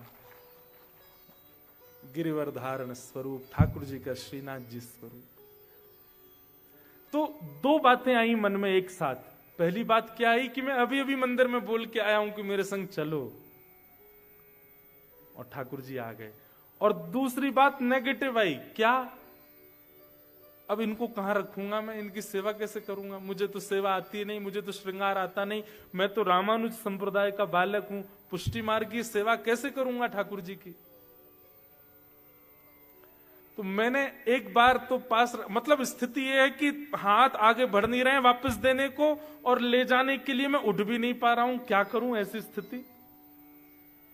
मैंने कहा भैया ये कैसे मैं सेवा आदि? बोले ये सामान्य नहीं है। मैंने वो तो सामान्य तो कोई भी ठाकुर नहीं है, पर मैं कैसे सेवा? बोले सुनिए, आपकी प्रथम कथा हुई थी द्वारिका में। मैंने कहा जी। बोले उस कथा में प्रथम दिन से ही मैंने इनका निर्माण करना शुरू किया, और 7वें दिन जिस दिन आपकी कथा पूरी हुई, उस 7वें दिन तक ठाकुर जी का मुखमंडल बन चुका था। तब मैंने प्रण लिया था कि मेरे सारे विग्रह तो जो खरीदेगा उनके पास जाएंगे, पर ये इनकी कथा सुनकर के बने हैं, ये इन्हीं के पास जाएंगे। 2015 में ठाकुर जी का स्वरूप बना, और मेरे पास कब आए? 2019 में। इतने दिन तक ठाकुर जी प्रतीक्षारत रहे, और 2019 से आज 2025 सेवा करा रहे हैं। कैसे सेवा हो रही है, कैसे सब बन रहा है, ठाकुर जी जाने। पर उद्देश्य एक ही लेके चले हैं, क्या? कि हे नाथ, आप जैसे मिले थे वैसे ही नहीं रहोगे, हर क्षण आप में परिवर्तन मुझे दिखना चाहिए। और आप सबको तो नहीं दिखा पाऊंगा, पर जिनके यहां मैं रुका हूं उनको दिखाऊंगा आज पहले दिन की सेवा का स्वरूप और आज की सेवा का स्वरूप। ठाकुर जी गोलमोल है गए, मोटे है गए, गाल निकल आए बाहर। ठाकुर जी के ये डोले शोले बढ़िया, पेट वेट भी बाहर आ गया, मोटे पाम है गए। सुख मिलता है चित्त को। पाद सेवनम, ये चौथी भक्ति है। सौभाग्यशाली आप लोग कि आपके घर ठाकुर जी सेवा करा रहे हैं, बस उस सेवा का उद्देश्य प्रमुख मान लीजिए। श्रवणम कीर्तनम विष्णु स्मरणम पाद सेवनम। अब पांचवी भक्ति कौन सी है? अर्चनम, ठाकुर जी की अर्चना। अर्चनम, अर्चनम भक्ति का अभिप्राय क्या है? अपने ठाकुर को नित्य नूतन वस्तु प्रदान करना। उनको आवश्यकता नहीं है, पर आपका कर्तव्य है देना। ठाकुर जी को सुंदर पुष्पों की माला धराना, नए नए मुकुट धराना, पाग धराना, पोशाक धराना, और फिर नई नई अर्चना करना, कभी पुष्पों से, कभी तुलसी से, कभी कमल से, कभी आदि आदि भाव जो आपको प्रिय लगते हो। ठाकुर जी की सेवा, कभी चंदन घिस करके उसकी सुंदर सुंदर वस्तु बना करके ठाकुर जी को अर्पित करना। इसमें प्रथम भाव क्या है? बहुत ध्यान से सुनिएगा। आप जो भावना पूरे विश्व में रखते हो, वसुधैव कुटुंबकम सनातन धर्म का एक नारा है कि सबका मंगल हो, तो सबके मंगल की भावना से आप सबको तो नहीं दे सकते, पर सबके मूल आधार ठाकुर जी को दो। समझ रहे हैं बात को? जड़ में पानी डाली, पूरे वृक्ष हरे भरे हो जाएंगे। हे नाथ, मेरी भावना है कि पूरा विश्व सुगंधित हो जाए। इस भावना से ठाकुर जी को इत्र कर दिया। ठाकुर जी के गर्भ में पूरा विश्व है, सब सुगंधित हो जाए। ठाकुर जी को 56 भोग लगाए गए, किस भावना से लगाए गए? हे नाथ, रोज की सेवा करने का मुझे बल दीजिएगा, परंतु आज पूरे विश्व में कोई भी भूखा ना रहे, इसलिए मैं परमात्मा कोई प्रसाद पवा रहा हूं। अर्चनम। ठाकुर जी को कमल दे करके, कमल किसका प्रतीक है? कमल कोमलता का प्रतीक है। बहुत कोमल होता है, बहुत सॉफ्ट होता है कोमल। ठाकुर जी को कमल अर्पित करके हमने क्या भावना रखी? हे नाथ, पूरे विश्व में सबका हृदय कोमल हो जाए, कोई निष्ठुर ना रहे। इस प्रकार से अर्चना करना ठाकुर जी की। और अर्चनम के भावना में आप वैदिक रीति भी ले सकते हैं, शास्त्रीय रीति, वैदिक रीति और कभी कभी भाव की रीति से भी किया जा सकता है। जैसे कई जगह तो वैदिक नियम है, ठाकुर जी को तुलसी अर्पित करनी है, ये 108, 1008 आदि आदि ठाकुर जी को अर्पण करना है, अर्चना करनी है ठाकुर जी की। लेकिन उसमें कभी कभी भावजन्य भी आप कर सकते हैं।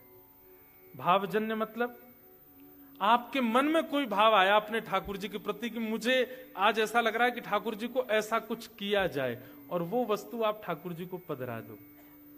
जैसे हमारे श्री राधा वल्लभ जी में वृंदावन में एक कुछ दिन के काल में ठाकुर जी छद्म वेश धारण करते हैं। कौन सा वेश? छद्म वेश। अब देखो, थोड़ा ध्यान से सुनिएगा। रात्रि में ठाकुर जी का जब शयन होता है तो शयन किस भावना में होगा? मोर मुकुट पहना है, वैजंती माला पहनी है, ठाकुर जी ने पूरा श्रृंगार करके शयन किया। रात के दर्शन तो वैसे ही होंगे, पर सुबह के दर्शन में ठाकुर जी आपको विपरीत वेश में दिखेंगे। कभी शंकर जी बने दिखेंगे, कभी टोपा पहने और जो साड़ी वाड़ी पहने कोई सखी के रूप में देंगे। सुबह सुबह 4 बजे राधा वल्लभ जी। उसके पीछे भावना क्या है कि ठाकुर जी रात में सोए तो थे नंद भवन में, लेकिन जैसे यशोदा मैया सो गई सोई, ठाकुर जी उठ के भाज गए कहां? किशोरी जी के पास, और वहां जाकर के ठाकुर जी ने रास बिहार किया। अब रास बिहार करने के बाद जब ठाकुर जी लौट रहे हैं तो ठाकुर जी के लौटने के समय यशोदा मैया, नंद बाबा सब जग चुके हैं। तो ठाकुर जी कह रहे हैं मैं अगर अपने ही रूप में आया तो सब मुंह को पकड़ लेंगे। तो ठाकुर जी भेष बदल के आते हैं, कभी जोगी के भेष में, कभी किसी भेष में, कभी किसी भेष में। धीमे धीमे नंद गोकुल में, वृंदावन में प्रवेश करते हैं ताकि किसी का ध्यान ना जाए। और उसी समय पुजारी जी कपाट खोल देते हैं, ठाकुर जी उसी भेष में दर्शन देते हैं। छद्म वेश, श्रृंगार, ये भी एक अर्चना है। अब अर्चना ये वैदिक नहीं है, ये भाव की है कि ठाकुर जी रात में किशोरी जी के पास गए और लौट करके आकर के अब जगन्नाथपुरी, श्री जगन्नाथपुरी में ऐसी रीति है वो कहीं नहीं है। सारे मंदिरों में ठाकुर जी का श्रृंगार शयन के समय हल्का किया जाता है, पर जगन्नाथपुरी में विशेष पुष्पों का श्रृंगार किया जाता रात में। क्यों? पूरे दिन ठाकुर जी भारी श्रृंगार में नहीं होते, रात में शयन से पहले ठाकुर जी का बड़ श्रृंगार, भारी श्रृंगार होता है। क्यों? उसमें भावना है। क्या भावना है? कि अब हम लोगों के लिए कपाट बंद होंगे और ठाकुर जी श्रृंगार करके श्री जी के पास रास के लिए जाएंगे, इसलिए ठाकुर जी का श्रृंगार होता है। ये भी एक अर्चना है, ये भाव की अर्चना है। तो एक होती है वैदिक अर्चना, शास्त्रीय अर्चना, और एक होती है भाव की अर्चना। भाव की अर्चना, हमारे ठाकुर जी की भाव की अर्चना में हम क्या करते हैं? पूरे दिन का श्रृंगार ठाकुर जी का बढ़ा देते हैं, लेकिन बढ़ा करके उसको कहीं और नहीं रखते, ठाकुर जी के बिस्तर पर सेज के बिल्कुल बगल में रखते हैं। क्यों? कहीं रात में इनका कहीं जाने का मन हो तो श्रृंगार यहीं धरो करके चले तो जाएंगे। भाव का श्रृंगार, ये भाव की अर्चना। अच्छा, एक इसके पीछे भी कारण है। अगर आप ठाकुर जी का श्रृंगार बढ़ा के ठाकुर जी के पास रात्रि में नहीं रखते हैं तो फिर ठाकुर जी निकुंज में जब जाएंगे रास के लिए तो श्री जी बहुत डांटती हैं ठाकुर जी को, ऐसे ही आ गए हो हैं मुंह उठाए के, न कुछ सच धज के ना आए हो। तो कहीं ठाकुर जी को ज्यादा डांट नहीं पड़ जाए, इसलिए पास में ही श्रृंगार धर दो। ये भाव की अर्चना है ठाकुर जी की। ये सब अर्चना के स्वरूप हैं। अर्चन में एक चीज और, भोग सामग्री भी अर्चना है ठाकुर जी की। आप ठाकुर जी को क्या पवाते हैं? कई बार हम आधुनिक वस्तु बना करके ठाकुर जी को पवाते हैं, पिज्जा, पास्ता, बर्गर आदि आदि। हमारी एक बात सुनिएगा, वृंदावन सेवा रीति में तो अगर भोजन का स्वरूप भी सुंदर नहीं है तो भी ठाकुर जी को नहीं पधराना चाहिए। आप अपने लिए खा लीजिए बना करके, जो बना के खाना है, पर ठाकुर जी को तो दूर से ही दिखाए दो, भोग मत लगाओ। क्यों? क्योंकि स्वरूप उसका ठाकुर जी के अनुकूल नहीं है। हमारे लाला कैसे ग्वारिया है बेचारो, पिज्जा कैसे खाएगा? वो पिज्जा उठाते होंगे, पहले देखते होंगे जी कैसी रोटी है, सबरो साग जई पे धर दियो है, और फिर जब पाते होंगे और वो चीज खिंचती होगी, ए मधुमंगल कैंची लेके काट दारी है, कैसे लंबो खिंच रहा है। ठाकुर जी को कहीं ना कहीं वो लगती होगी कैसे पाम में यार यार।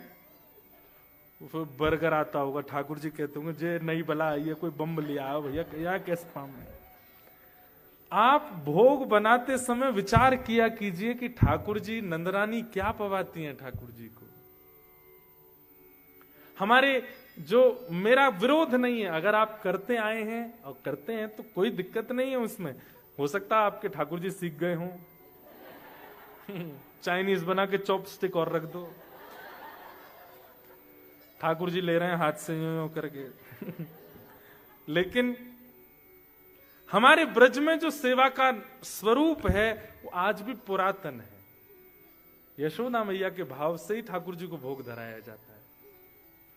आपको पता है कई मंदिरों में बैगन का भोग नहीं लगता, कई मंदिरों में लगता है, कई जगह नहीं लगता। उसका कारण क्या कि बैगन बनने के बाद अगर उसका ऐसे कचूमर निकाल दो बड़ा विचित्र दिखता है, ठाकुर जी कहीं देख के डर ना जाए, इसलिए उसका भोग नहीं लगता। कई जगह टमाटर का भोग नहीं लगता क्योंकि उसका वर्ण लाल होता है, रक्त वर्ण का होता है, इसलिए ठाकुर जी को भोग नहीं लगता। कई जगह उर्द की दाल का भोग नहीं लगता, क्यों नहीं लगता? गरिष्ठ होती है, लाला को पचावे में श्रम है जाएगा, इसलिए भोग नहीं लगता। प्याज लहसुन मूली गाजर का इसलिए भोग नहीं लगता क्योंकि अच्छा एक नई बात मैंने द्वारिका में पूछी, बोले जिस वस्तु को पाने से जो हमको बब्स आती है ना, अगर उसमें दुर्गंध आती है वो ठाकुर जी को भोग नहीं लगती। कितने सारे नियम हैं, ये सब अर्चना के स्वरूप में ही आते हैं। तो अर्चना किस भाव से करनी है? ऐसी वस्तु बनानी है, ऐसी वस्तु पधरानी है जिससे ठाकुर जी को श्रम ना हो, प्रेम से पावे। हमारे ब्रज में दाऊ जी का मंदिर है, बलराम जी का। दाऊ जी के मंदिर में इतनी छोटी छोटी पूड़ियां बनती हैं शाम को। सुबह तो बड़ी बनेंगी पर शाम को इतनी छोटी छोटी। मेरी कथा हुई थी वहां पर, मैंने पुजारी जी से पूछा कि ये पूड़ी का साइज सुबह तो बढ़िया था, ये रात में छोटा क्यों हो जाता है? तो बहुत अच्छी बात बोले हमारे दाऊ दादा 4-5 बजे बढ़िया भांग खा लेते हैं, और भांग खाने के बाद दाऊ दादा ऐसे बैठे रहते हैं। अब उनको यूं रहती है कि अब यार ये पूड़ी तोड़नी पड़ेगी, बहुत मेहनत लगानी पड़ेगी, तो नेक्स्ट सी पूड़ी ही इतनी बड़ी बनाई कि सब्जी में बोरी खा गए, उसके खंड खंड ना करना पड़े, इसलिए छोटी छोटी पूड़ी। और ये भाव की अर्चना है। अर्चना 2 प्रकार की होती है, या तो वैदिक, अगर आप वैदिक पालन कर रहे हो तो वैदिक ही कीजिए, और यदि भाव की कर रहे हो तो आपका भाव उसमें प्रधान होना चाहिए, भाव उसमें मुख्य होना चाहिए। अच्छा एक निज बात बता देता हूं। एक दिन हमने ठाकुर जी का एक अलग सा भोग लगाया अपने ठाकुर जी का। कैसा? जैसे छोटे बच्चों को माताएं रोटी रोल बना के खिलाती है ना, रोटी का रोल बना देते हैं, उसमें बीच में सब्जी या कुछ भी ऐसे रोल बना के दे देते हैं, बच्चा खाता रहता है उसको। तो हमने भी एक बार ठाकुर जी के रोल भोग लगाए, लेकिन उसके पीछे तुरंत पद लिख दिया, ठाकुर जी ये रोल क्यों खा रहे हैं, सुनाते हैं।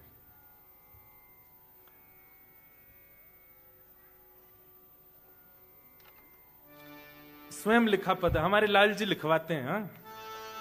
श्री जी को भावत दूध मलाई, श्री जी को भावत दूध मलाई। हमारी किशोरी जी को, जैसे लाला को मक्खन और दही बहुत प्रिय है, ऐसी किशोरी जी को मलाई और दूध बहुत प्रिय है। मलाई जानते हैं, खाते हैं मलाई, आपके यहां होती है मलाई? तो श्री जी कैसा दूध पीते हैं, ध्यान से सुनना। ओटो दूध सकोरा भर के, ओटो दूध सकोरा भर के। आपने 1 किलो दूध को चढ़ाया कढ़ाई पर और उसको औटाते औटाते मतलब खोलाते खोलाते वो 1 किलो आधा किलो हो जाए, उसको कहते हैं औटा दूध।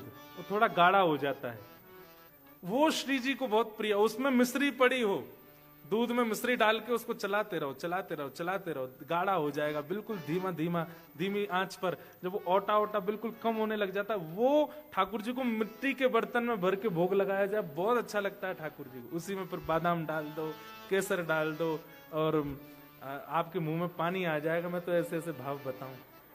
केसर डालो, इलायची डालो, बढ़िया पीस के ओटा दूध कर दो और फिर ठाकुर जी को भोग लगाओ। कैसे? मिट्टी के बर्तन में, चांदी में नहीं, सोने में नहीं, पात्र, मिट्टी के बर्तन में। ओटो दूध सकोरा भर के, ओटो दूध सकोरा भर के। अधर ले पीवत प्यारी, अधर ले पीवत प्यारी। और ओटा दूध देख करके श्री जी इतनी प्रसन्न हो गई, मतलब भावना ऐसी बनी कि ठाकुर जी लेके आए नंद भवन से श्री जी के लिए दूध। तो ओटा हुआ दूध मिट्टी के बर्तन में देख के श्री जी इतनी आनंदित हो गई कि तुरंत छीन करके पीने लगी। छलकत अधरामृत मुख कौने, छलकत अधरामृत को कौने। छलकत अधरामृत मुख कौने, छलकत अधरामृत मुख कौने। कर ले पीवत कन्हाई, कर ले पीवत कन्हाई। किशोरी जी घूंट भर भर के पी रही हैं। यहां से जो दूध निकल करके नीचे गिर रहा है, थोड़ी से नीचे टपक रहा, ठाकुर जी ऐसे अंजलि यहां लगा रखी श्री जी के, और जो मुख से गिरता जा रहा उसको ठाकुर जी पी रहे हैं, ऐसी भावना। और फिर दूध पीने के बाद श्री जी बोली, और कछु लाए हो मेरे काजे? तो ठाकुर जी लेके आए मलाई, और मलाई में मिली भैया मिश्री और साथ में रोटी। आहा, अब श्री जी कैसे पा रही हैं? कवल बीच मलाई धर के, कवल बीच मलाई धर के। रोटी के बीच में मलाई धर के, बूरोले बुरकाई, बूरोले बुरकाई। मिश्री को पीस दो तो बूरा जैसी हो जाती है ना। और इसको कहते हैं बुरकाना ब्रजभाषा में, जैसे नमक डालना, काली मिर्च डालना, ऐसे इसको करते हैं, इसको कहते हैं बुरकाना। तो श्री जी क्या कर रही है? रोटी के बीच में मलाई धर के बूरो ले बुरकाई, उस पर बूरा डाल रही हैं।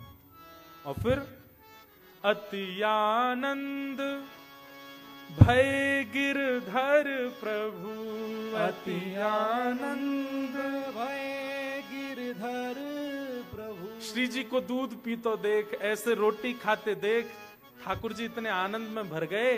बार बार बलि जाई, बार बार बल जाई। श्री जी को भावत दूध मलाई, श्री जी को भावत दूध। ये है अर्चन भक्ति। या तो वैदिक हो या तो शास्त्रीय हो, और यदि आप अपने मन से कर रहे हो तो उस पर पद बनाइए। आप दूध के पद हैं, रोटी के पद हैं, सब्जी के पद हैं। अब आप लगा रहे हो पास्ता, उसका पद कहां है बताओ? नहीं तो लिखो खुद। पिज्जा का कोई पद बनाओ तभी भोग लगेगा ठाकुर जी को, क्योंकि ठाकुर जी बिना पद सुने कुछ नहीं पाते। जब तक देखिए ठाकुर जी को कुछ भी निवेदित करना, उसमें एक लीला है। आज आपने अगर ठाकुर जी को नील वर्ण का वस्त्र पहनाया तो उसमें भी एक लीला है। अब सुनिए, वृंदावन रीति में हमारा समय ज्यादा तो नहीं हो रहा है, 7:15 तो हो गए, एक देर और सुन लो है, मेरा मन है थोड़ा सा और सुन लो, फिर उसके बाद उठ जाना। हमारे वृंदावन रीति में ठाकुर जी सखाओं के साथ और श्री जी सखियों के साथ। तो प्रेम का एक स्वरूप है कि भाई भीड़ भाड़ में ज्यादा बातचीत नहीं करते प्रेमी लोग, क्या करते हैं, इशारे करते हैं बस, है ना। तो श्री जी कैसे इशारा करती हैं ठाकुर जी को। तो आज श्री जी सोच रही हैं कि ठाकुर जी से रात्रि में कहां मिलूं। तो वृंदावन में एक सरोवर है, उसमें कमल खिले हुए हैं, और वहां कब मिल पाएंगे, बोले आगामी पूर्णिमा के दिन मिल सकते हैं। तो अब श्री जी इसी भाव का श्रृंगार करती हैं। कैसे, नीचे जो वस्त्र पहनेंगी वो नीले, उससे ठाकुर जी को संकेत क्या मिलेगा कि नीला मतलब ठाकुर श्री जी कहीं सरोवर का संकेत कर रही हैं। ऊपर का जो पटका है या चुनरी है गुलाबी, ठाकुर जी अच्छा सरोवर बामू कमल खिले हैं, श्री जी को देखते ही पहचान जाएंगे। और उसके बाद यहां पर जो चूड़ामणि है उसमें श्वेत श्वेत हीरा लगा है, उसको देख के ठाकुर अच्छा पूर्णिमा पे मिलेंगी। अब ये कोई मनमुखी बात नहीं है, ये वास्तविक लीलाएं हैं ब्रज की। और फिर उसके बाद ठाकुर जी क्या देखते हैं, मिलेंगी अकेले मिलेंगी कि सब सखी इनके संग रास विहार होगो। तो फिर ठाकुर जी देखते हैं 1 2 3 4 ऐसे ये पत्रावली होती हैं, और यहां गोल गोल घूम करके बीच में 1 2 बिंदी होती है। ठाकुर जी समझ जाते हैं अष्ट सखी यहाँ की, अष्ट सखा यहाँ के, यहाँ मैं, यहाँ श्री जी, मतलब महारास होएगो। ठाकुर जी उससे ही संकेत समझ जाते हैं श्री जी क्या आज्ञा कर रहे हैं। अगर आज श्री जी ने हरे रंग के वस्त्र पहने हैं और वह हरे रंग के वस्त्र पर गुलाबी गुलाबी गुलाबी चिन्ह बने हुए हैं, तो ठाकुर जी समझ जाते हैं कोई सघन वन, और वो सघन वन जहां पर गुलाबी पुष्प उत्पन्न हुए हों वहां मिलेंगी। और फिर चुनरी पर या तो तोता बने हैं, या तो मयूर बने हैं, या किसी प्रकार की आकृति बनी है, तो ठाकुर जी सोच लेते कौन से वन में मयूर ज्यादा हैं, वहां मिलेंगी। और केवल एक बिंदी है तो मतलब अकेली मिलेंगी और कोई ना आवे वो। और तिथि कौन सी होगी, वो चूड़ामणि में जो हीरा है वो यदि पूर्ण है तो मतलब पूर्णिमा। केवल चूड़ामणि स्वर्ण की है, उस पर कोई जड़ाऊ नहीं है, तो इसका मतलब अमावस्या। ऐसे ठाकुर जी संकेत समझ जाते हैं श्री जी के श्रृंगार से। आप जब अपने ठाकुर जी का श्रृंगार करते हैं तो जिस वर्ण के वस्त्र पहनाते हैं, जिस वर्ण की माला पहनाते हैं, जैसा कानों में कुंडल। अब देखो कभी ठाकुर जी आज हमारे लाल जी ने मत्स्याकृत कुंडल पहने, मछली ऐसे लटका रखी, उसका मतलब क्या है, ठाकुर जी यमुना तट पे हैं आज पूरे दिन, मछली इनके पास। किसी दिन ठाकुर जी मकराकृत कुंडल, मतलब मगरमच्छ की आकृति के, तो मगरमच्छ नदी में नहीं रहते, मगरमच्छ पोखर में रहते हैं, तो ठाकुर जी पोखर के पास गैया चरावे गए। किसी दिन मयूराकृत कुंडल, मयूर पहने हैं, तो इसका मतलब जहां मयूरन को बने ठाकुर जी वहां बैठे। अब ये सब अर्चना के विषय हैं, अर्चना के भाव हैं।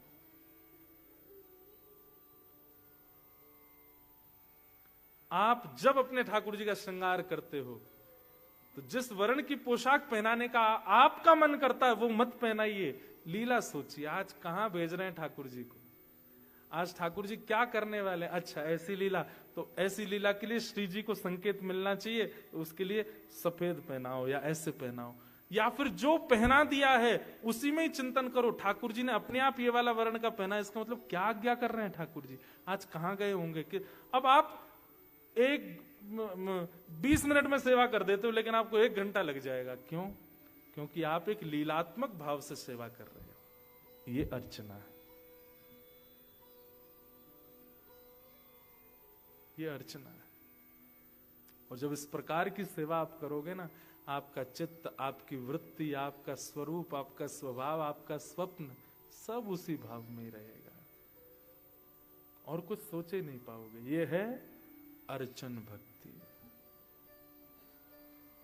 श्रवणम कीर्तनम विष्णु स्मरणम पाद सेवनम अर्चनम, और फिर अगली है वंदनम, ठाकुर जी को वंदन करना। वंदन भक्ति पर हम कल बोलेंगे, वंदन भक्ति क्या है। पर वंदन भक्ति का एक रूप समझ लीजिए, या तो स्वयं निर्माण करके कुछ ठाकुर जी को सुनाओ, मुझे ऐसा लगता है कि जिसने पाया उसने गा के ही पाया। कुछ लिखा कीजिए अपने ठाकुर जी के लिए। अब लीला सोच ही नहीं है तो फिर लिखोगे क्या? एक बात हम बहुत स्पष्ट कर दें, ये जो कथा है अब अपना रुख जो है ये पूरी रूपेण वृंदावन रस की ओर मुड़ चुका है। इस कथा का हम ना तो ज्ञान पक्ष में ज्यादा जा पा रहे हैं, ना हम वैराग्य पक्ष में ज्यादा जा पा रहे हैं। अब ये नैरोबी वाली कथा भाव पक्ष की ज्यादा चल रही है। तो इसलिए अगर भाव पक्ष आपको राजी लग रहा हो तो आप खूब आनंद से श्रवण करो, क्योंकि अब ये आपकी मेरी इच्छा से नहीं हो रहा, ये अपने आप ही ठाकुर जी इसको भाव पक्ष की ओर ले जा रहे हैं। दूसरी बात, हम भैया 6 बजे मंच पे बैठ गए थे आज। आप लोग आ तो गए थे, वैसे प्रभु जब तक कीर्तन हुआ तब तक आ गए थे सब लोग, लेकिन कोई बात नहीं, इतना चलेगा। लेकिन ज्यादा विलंब नहीं करना। कल ठाकुर जी की होली होगी, पहले उत्सव होगा, पहले कथा होगी, कथा के बाद फिर लाल जी पधारेंगे, लाल जी पधारेंगे, फिर लाल जी के दर्शन सब लोग कर लीजिएगा। उसके बाद फिर होली होगी। कल समय ज्यादा लग सकता है क्योंकि कल विश्राम दिवस है। लो जी, 1 साल से नैरोबी कथा का इंतजार हो रहा था, पहला दिन कल हो भी गया, दूसरा अब लोग विश्राम भी हो रही है, कल विश्राम हो जाएगा। लेकिन हम बहुत जल्दी आएंगे, हमको बहुत अच्छा लगा नैरोबी आके। यहाँ के सब वैष्णवों और यहाँ के सब भावजन्य श्रोताओं से मिलके बहुत आनंद आया। अगली बार हम जरूर आएंगे और प्रयास करेंगे कि ज्यादा दिन के लिए आ पाएं, ताकि और भाव आप सबके मध्य में हम पधरा सकें। आइए, कथा के विश्राम में हमारे बरसाने के श्री विनोद बिहारी दास बाबा एक बहुत सुंदर पद गाते हैं।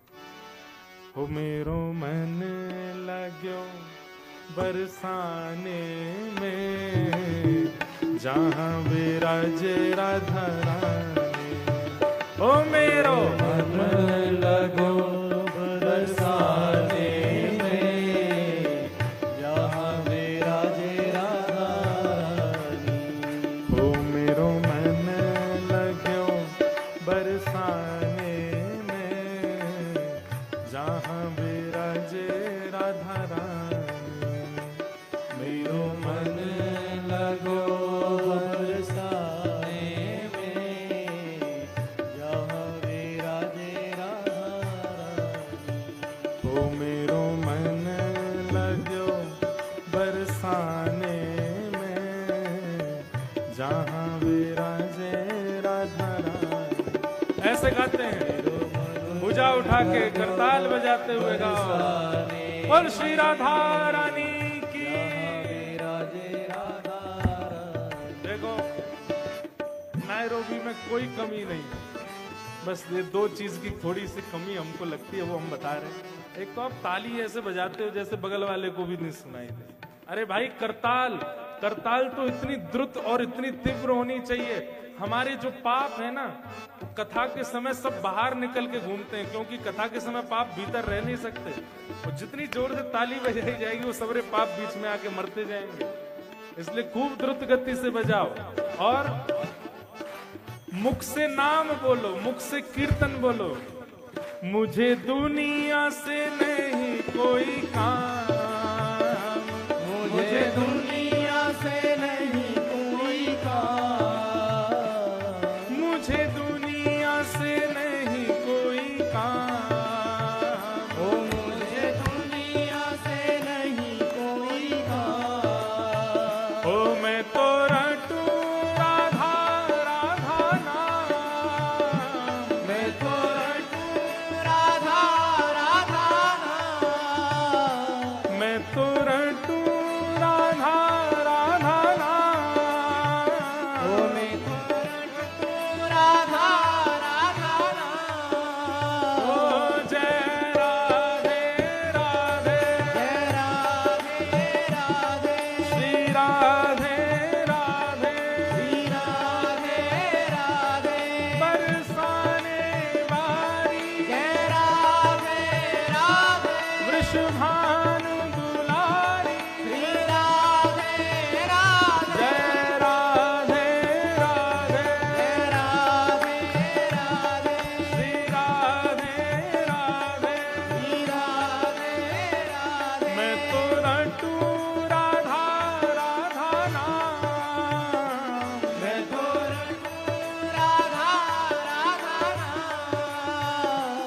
दर्शन करूं शुभ शाम, दर्शन करूं शुभ शाम। हो मेरे मन में विराज श्याम दीवानी, मेरे मन में विराज श्याम दीवानी।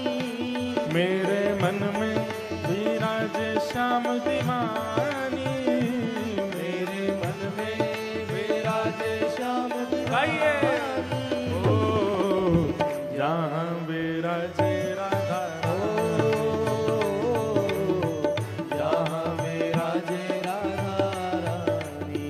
ओ मेरो मन लगो बरसाने में, जहाँ विराजे राधा रानी। मेरो मन लगो बरसाने में, जहाँ विराजे राधा रानी। बोल बरसाने वारी की।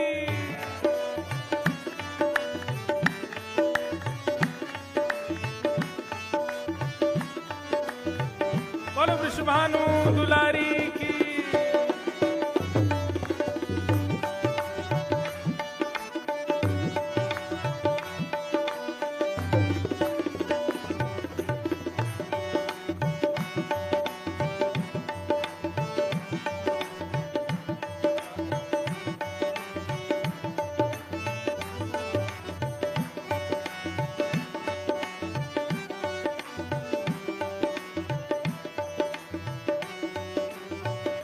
और मुझे दुनिया से नहीं लेना देना, मुझे दुनिया से नहीं लेना देना।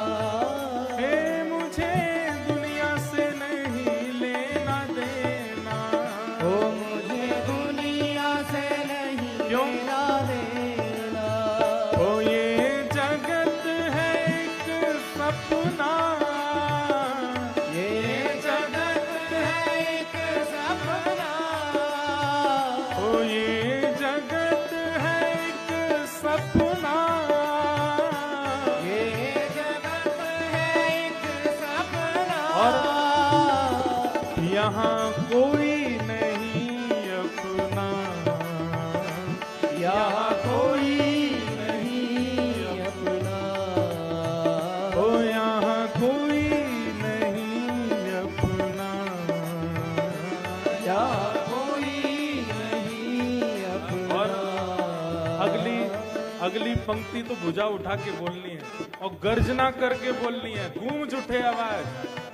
मेरी अपनी वृषभानु दुलारी, मेरी अपनी वृषभानु दुलारी। हे वृषभानु दुलारी, वृषभानु दुलारी। वृषभानु दुलारी। वृषभानु ओ दुलारी। प्यारी राधा प्यारी, प्यारी राधा हे प्यारी श्यामा प्यारी, प्यारी श्यामा हे प्यारी। वृषभानु दुलारी, वृषभानु दुलारी। हे कीरत सुत प्यारी, कीरत सुत प्यारी। मेरी अपनी वृषभानु दुलारी। मेरी अपनी वृषभानु दुलारी। ओ जहाँ विराजे राधा जहाँ विराजे राधा रानी। ओ मेरो मन लगो बरसाने में, जहाँ विराजे राधा रानी।